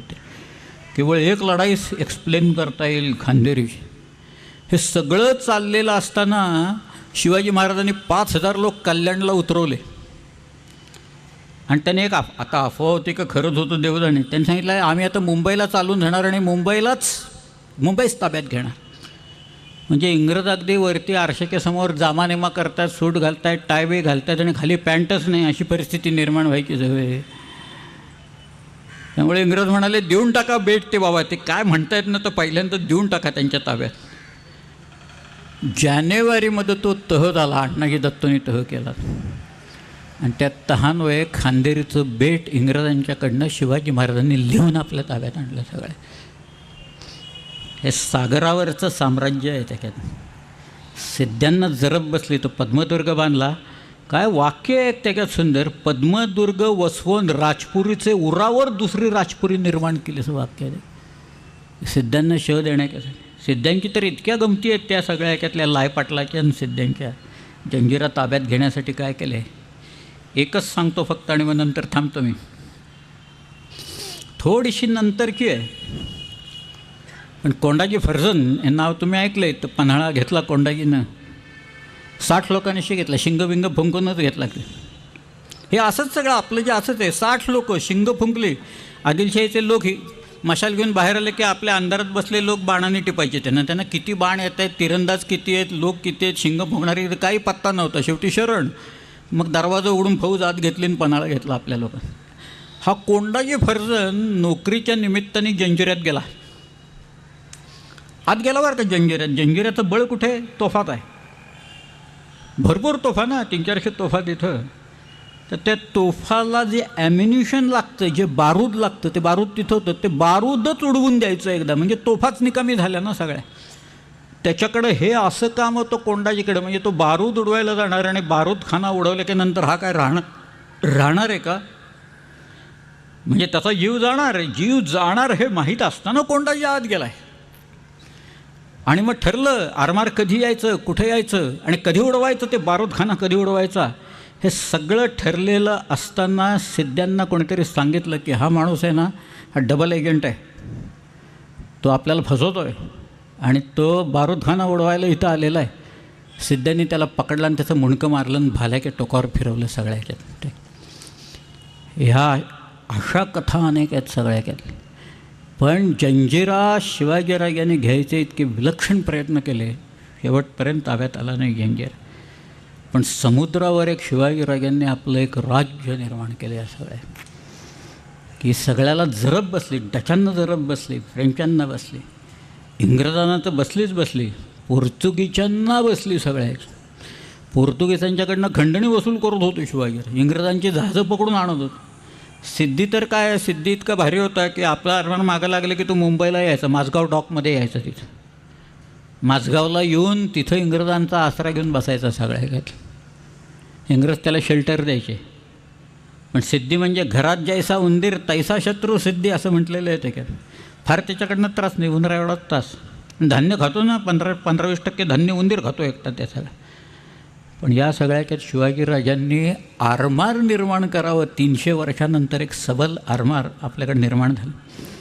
तर मी सुरुवातीला सांगितलं मार्टेलो टॉवर कुठे आहे तुम्ही सांगतो त्याच्यात. तुम्ही कधी अर्नाळ्याच्या बेटावर गेला आहे का? जा अवश्य. अर्नाळा जंजिरा आहे, बेट आहे. त्या बेटावर किल्ला आहे, बाजीरावानं बांधलेला आहे. त्याच्यावर शिलालेख आहे बाजीरावाचा.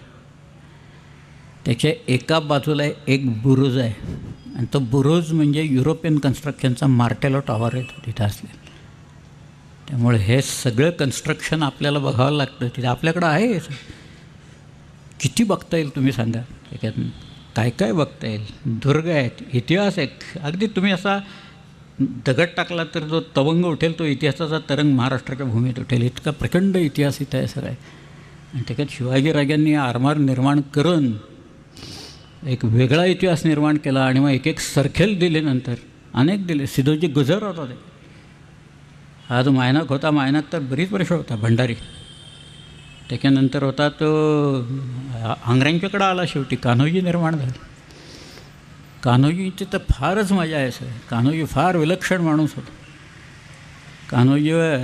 कान्होजीला लँड शार्क्स म्हणायचे म्हणून इंग्रज म्हणायचे नाही. मोठा आरमार होतं कान्होजीचं. तुम्ही जर का विजयदुर्गच्या आसपास गेलात, विजयदुर्ग किल्ल्याला त्या समुद्राकडच्या भागात खालच्या बाजूला एक भिंत आहे. गोव्याच्या पोर्तुगीजांना ते माहिती होतं. 1719मध्ये मुंबईच्या गव्हर्नरने हल्ले चढवले, त्यावेळेला ब्रिटिश जहाजं फुटली तिथं. त्यांना कळत नव्हतं काय झाले. इंग्रजांनी तो किल्ला ताब्यात घेण्यासाठी असे काही प्रयत्न केले. एक तोफा असतात ना, त्या तोफ डागली की ती गरम होती. ती गरम झाली की ती परत रेलवरनं आणायची, ती तोफ वळवायची. ती वळवायची गाड्यावर असते तोफ, जहाजात असली तरी गाड्यावर असते. ती थंड होईस्तोवर थांबायचं, ती स्विवेल करावे लागते, साफ बीफ करायची, परत बारूद भरायचं. म्हणून इंग्रजांनी त्यांच्या सुपीक डोक्यातून अशी एक योजना केली होती की आपण रेल टाकू आणि एकदा का तोफ उडाली की ती पाठीमागं व्हील स्विवेल व्हील फिरेल, की मग साफ करणं सोपं जाईल, की साफ करा की गोळे वगैरे भरेल. इंग्रजी डिझाईन असल्या कारणानं एकदा तो गोळा उडायच्या आधीच ती तोफ पाठीमागं आली, स्विवेल झाली आणि गोळा जहाजातच उडाला. ते सगळं त्याच जहाजात गोळा उडाला आणि ते जहाजच गेलं खाली सगळ्यात. ह्या अशा सगळ्या गोष्टीत बारीक सारीक सगळ्या फारच. तुम्ही गोविंदाग्रजांची कविता आहे बघा, सिंधुदुर्ग हा विजयदुर्ग हा अंजनवेल, महाराष्ट्राच्या मर्दुमकीची ग्वाही सांगेल म्हणून. आज चायनाही हल्ला करते सगळ्याच्यात, पण 2 कडवी फक्त सांगतो मी. सह्याद्रीतील वनराजांनो या कुहरातून आज पुढे, रक्त हवे जर स्वतंत्रतेला रक्ताचे पडतील सडे, एक हिमालय राखा यास्तव करा हिमालय लक्ष खडे, समरपुराचे वार करी हो समर देवता बोलवते, रक्त आपुल्या प्रिया आईचे शुभ्र हिमावर ओघळत. पुढच्या 3 ओळी फारच सुंदर आहेत. आपल्याकडचं एकच कवी तेवढा लिहू शकेल अशा ओळी आहेत त्या. खडक काजळी घोटून तुमचे मनगट बाहू घडलेले. बघा सुंदर आहे. खडक काजळी घोटून तुमचे मनगट बाहू खडलेले, कडे कपारी मधील वणवे उरात तुमच्या दडलेले, काबुल कंदाहार पथावर डंके तुमचे झडलेले, शिवतेजाची ज्योत पाठीशी आमुच्या पाजळते, रक्त आपुल्या प्रिया आईचे शुभ्र हिमावर ओघळत. उद्या आपण श्रीकृष्णाबद्दल बोलू. धन्यवाद.